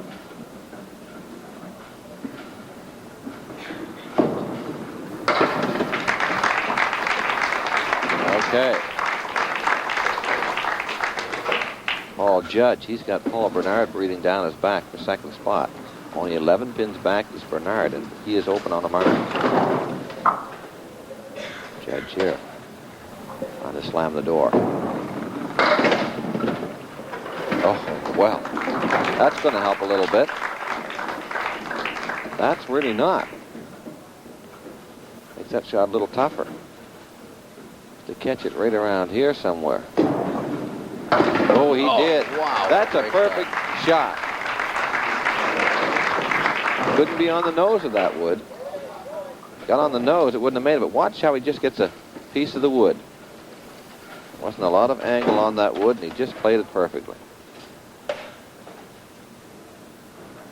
Paul Judge here with the 4th frame of the second and final string. Open on the mark. Once the 10, not going to get it. He does, however, get 7 on his mark. Wood coming up, they're going to turn. Well, might want to split the wood here and hope for the best. This one will have to come off the kickback, and on the 10, this one has to turn over. Gave it a great Boy, right over top of the second piece of wood.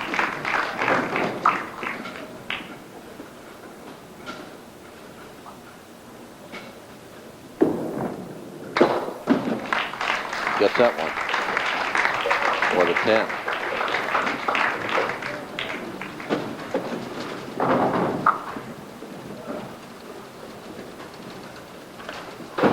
Well, that'll bring up Paul Bernard. Judge getting the spare. He trails by 18 less what he gets here for second place. He's got them all. Wow. Tell you what, their heat is really on for that battle for top spot. One more time, good hit.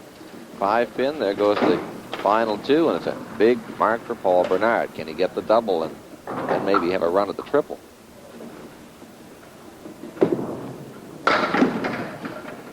Coming back. Double on the 7. Ooh. Great setup here for Paul Bernard to mark again. This is one of those can't miss spare opportunities.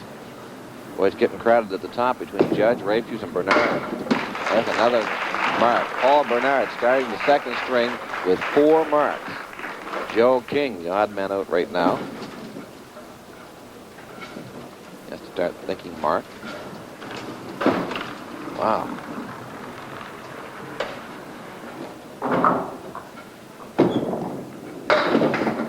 Taking a look at those top 3. Rafuse on top, 169, 1 pin back Bernard, and open on a spare, and then just 3 pins back Paul Judge.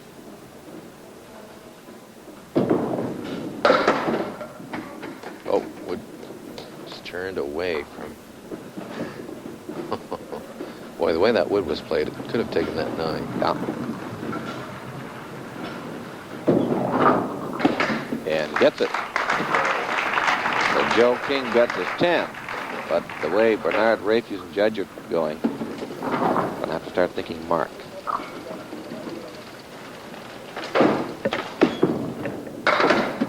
Off to the right-hand side of Ted.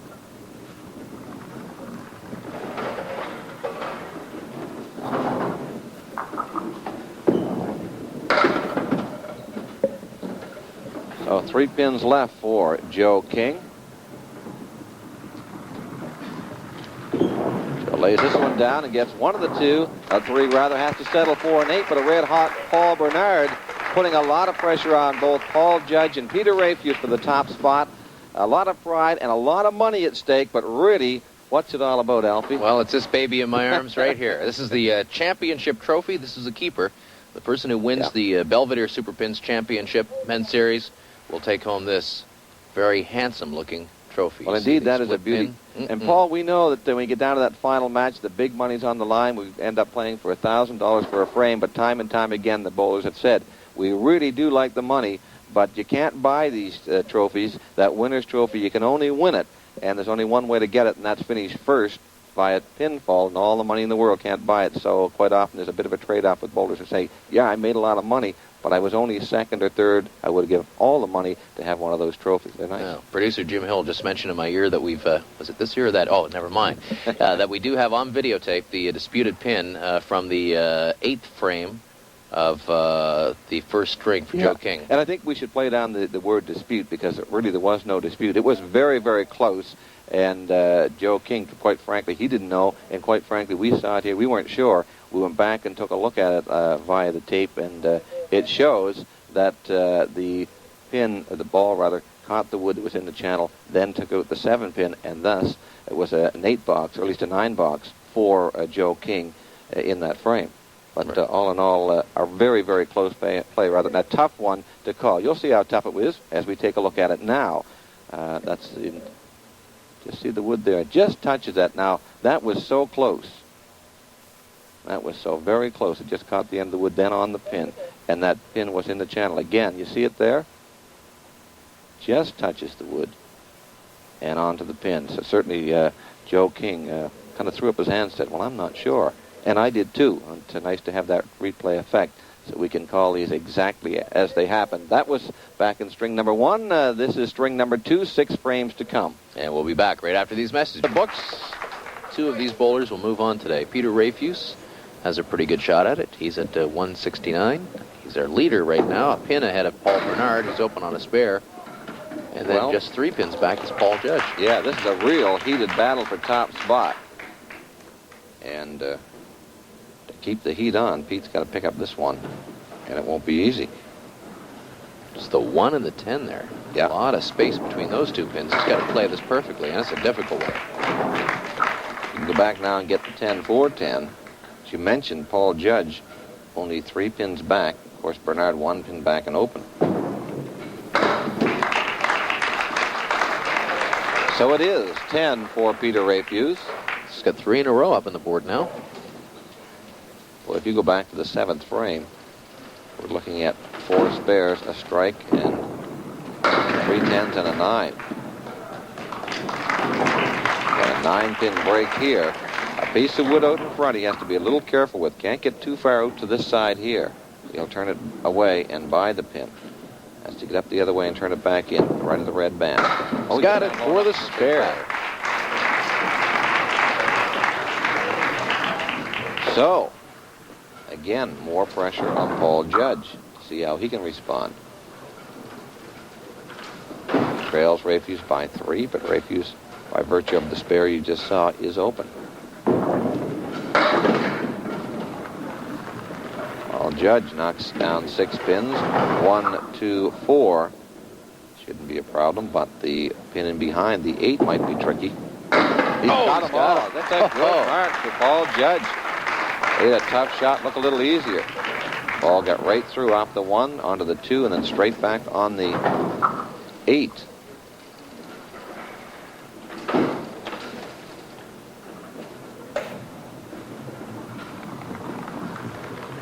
Let's see what he can get on it. Leaves the diamond. 6 on the mark. That's right. Leaves the diamond. And he's looking for the demise of the diamond here. Yeah. Another spare. Wants to be the diamond splitter. No.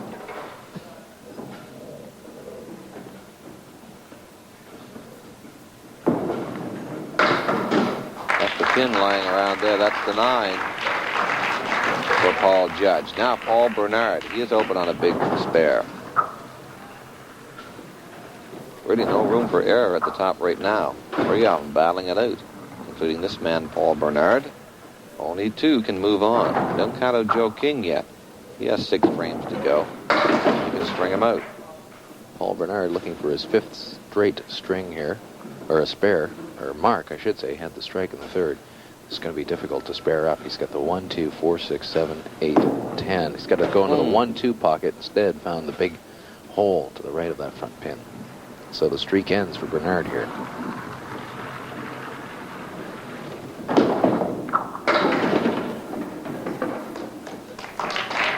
So there's a 7 for Paul Bernard.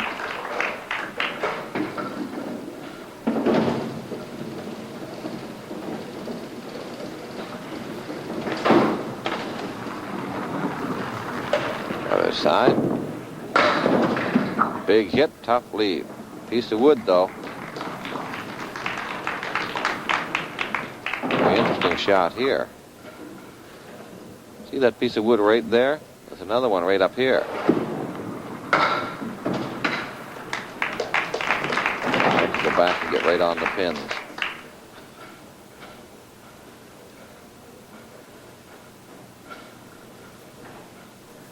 Piece of wood rolling back slowly down the lane there. It's resting against the 4. It's on the wood and settles for a 9. So Paul Bernard will sit down, give way to Joe King, a guy that'd like to put a few marks on the board. I tell you what, this guy is my kind of guy when it comes to the golf links. Likes to golf a little bit, but says his golf bag includes a compass and chainsaw. I can certainly identify with that. There's a good hit for Great Joe hit King. there. Would like to have one of those too, though. Tough break. He's got two pieces of wood. One is near the top of the plate. I wonder if he'd want to get that lay off and kick back. Oh. He would want to put that in play. Maybe missed the end. Want to say hello to Wes Ratcliffe, buddy of Joe King's. How you doing, Wes? You were here too. Apparently, Wes would like to have a chance to appear in our Belvedere Super Pins. Like many others, it's tough to get here.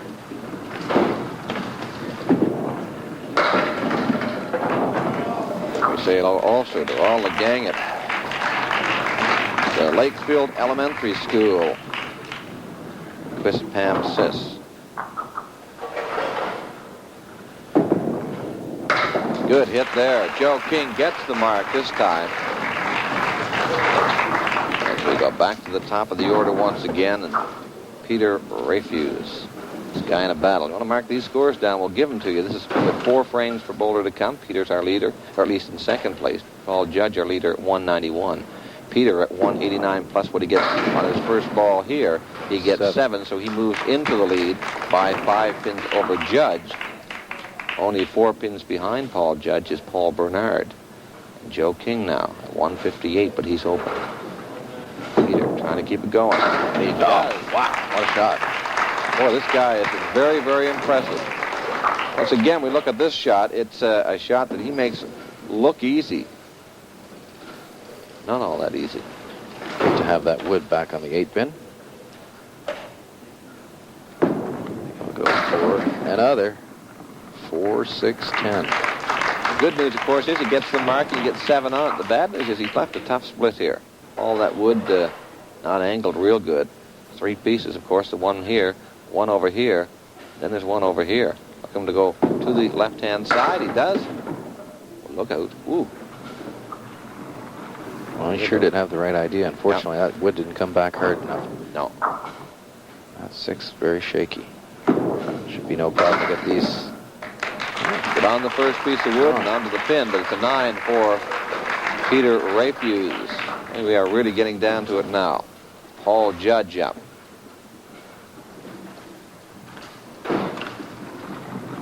Paul Judge trailing by 11 pins. Top spot now. Oh, that is right just through tough. the middle. Yeah, that's... Took the 1 and the 5 straight back and left everything else. Really have to bear down here. Wow, that's a pretty good out on the right-hand side. See what you can do with the left.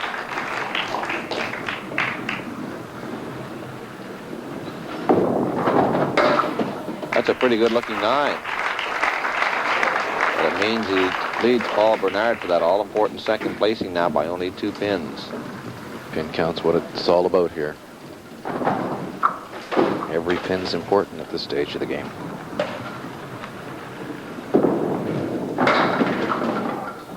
Well, he's given himself a chance here to mark, certainly with the 1-3-6, but he seems to be fighting a little bit. Getting on the front end. Boy, no doubt about that. Paul Judge making them fly. Comes up with yet another big mark. It puts pressure now on Paul Bernard. Bernard trailing Judge by 2.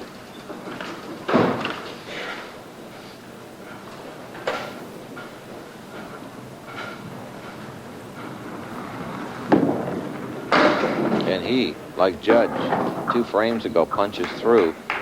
Will have to bear down.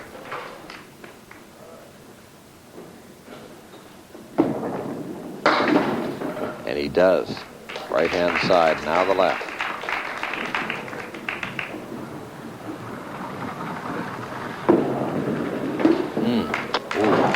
A couple of key pins dropped there. He wants to come back and recover those with a mark.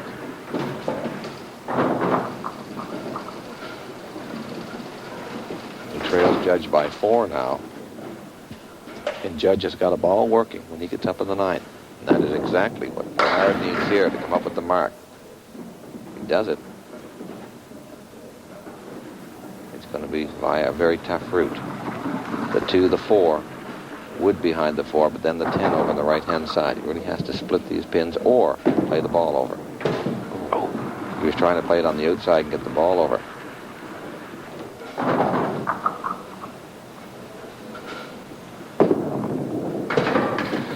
And only gets an 8.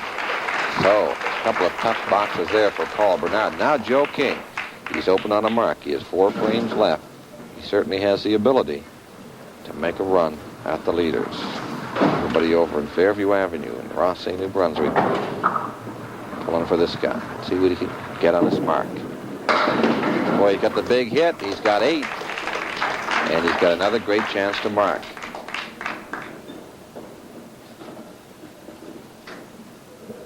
Yep, 3 and 6. Yes, sir, he's got him. Joe King under some pressure, big time, comes up with another mark.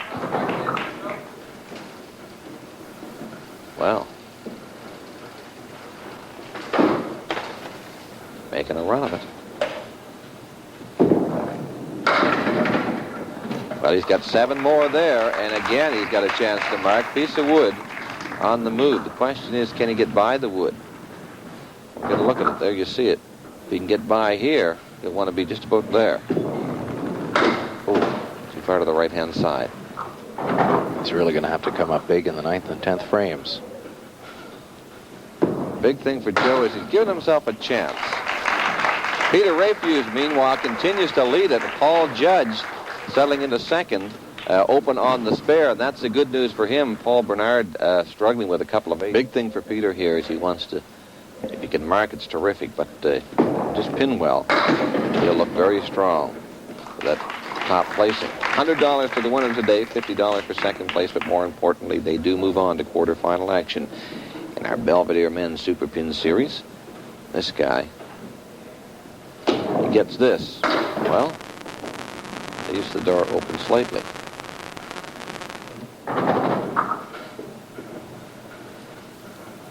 Couple of pins down there. Gets one of the 2, picks up the 9 for Peter Rafuse. So he continues to look strong on the top. Paul Judge now trailing by 11 pins, but Judge is open.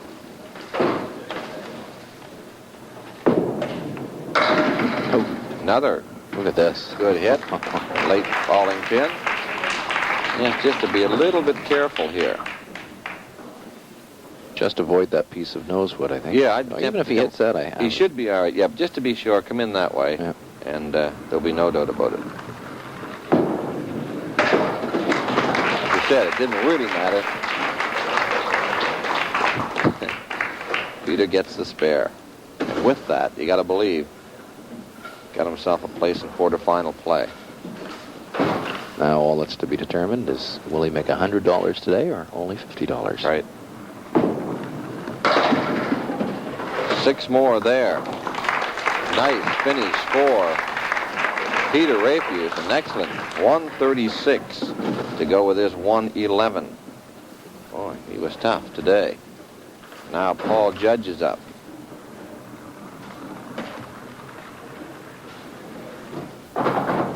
Paul Judge needs 37 pins in the final 2 frames to tie for first. If got 6 there. His biggest concern right now has to be Paul Bernard, who's behind him. Pins back and a big mark there for Paul Judge. This is real bad news for both Bernard and Joe King, who was trying to get something going. Meantime now, Judge. It's a game of Peter Rafuse for top spot. Oh, that won't help. Up at 4.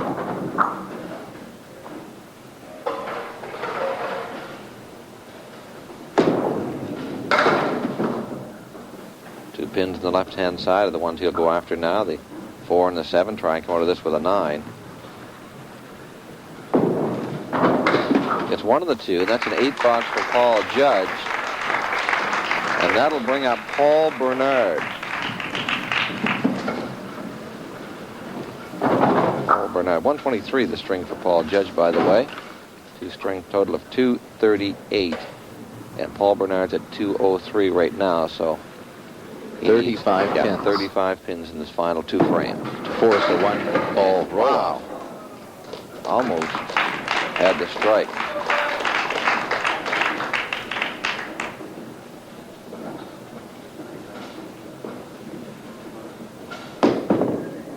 He's got the spare. There, he's hanging in there.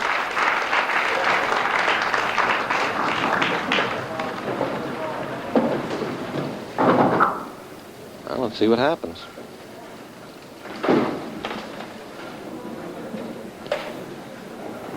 25 pins. Gets one down. Oh, that's really hurts. That's going to hurt. You got it. Yeah, only 3 there. So he's 22 pins away, and oh, boy, he gave that a nice effort. Not going to be for Paul Bernard, but hey, he bowled real well. Certainly started the second string in style with a couple of spares and a strike and a spare, but for the Rogersville native, make sure you say hello to him when he comes back. He did real well, did Paul Bernard. Now Joe King has got to think strike. no doubt about it. 46 pins away from a 1-ball roll-off. It's going to be 46 pins here. It's got to be striking. It's not going to be for Joe King today. It'll be tough when you're Joe King. You finished 4th in the first string, but not that far out. But the guys ahead of you put together strings of 136, 123, and 125. He just didn't leave a lot of room for Joe King. Leaves the plate there. One thing we know that Wes Ratcliffe and all the guys in Ross will be welcoming Joe back, and everybody at Bowmore Haymarket Square. Big strike there. Well, Joe still has a shot at the grand if he can do this 2 more times. That's a perfect hit. It's a great hit. Let's see if he can do it again. Pretty good effort. So there's 1 more ball yet to go. Lays it down, makes it good. Nice finish. It's nice to see that for Joe King. But Joe King and Paul Bernard step by the wayside.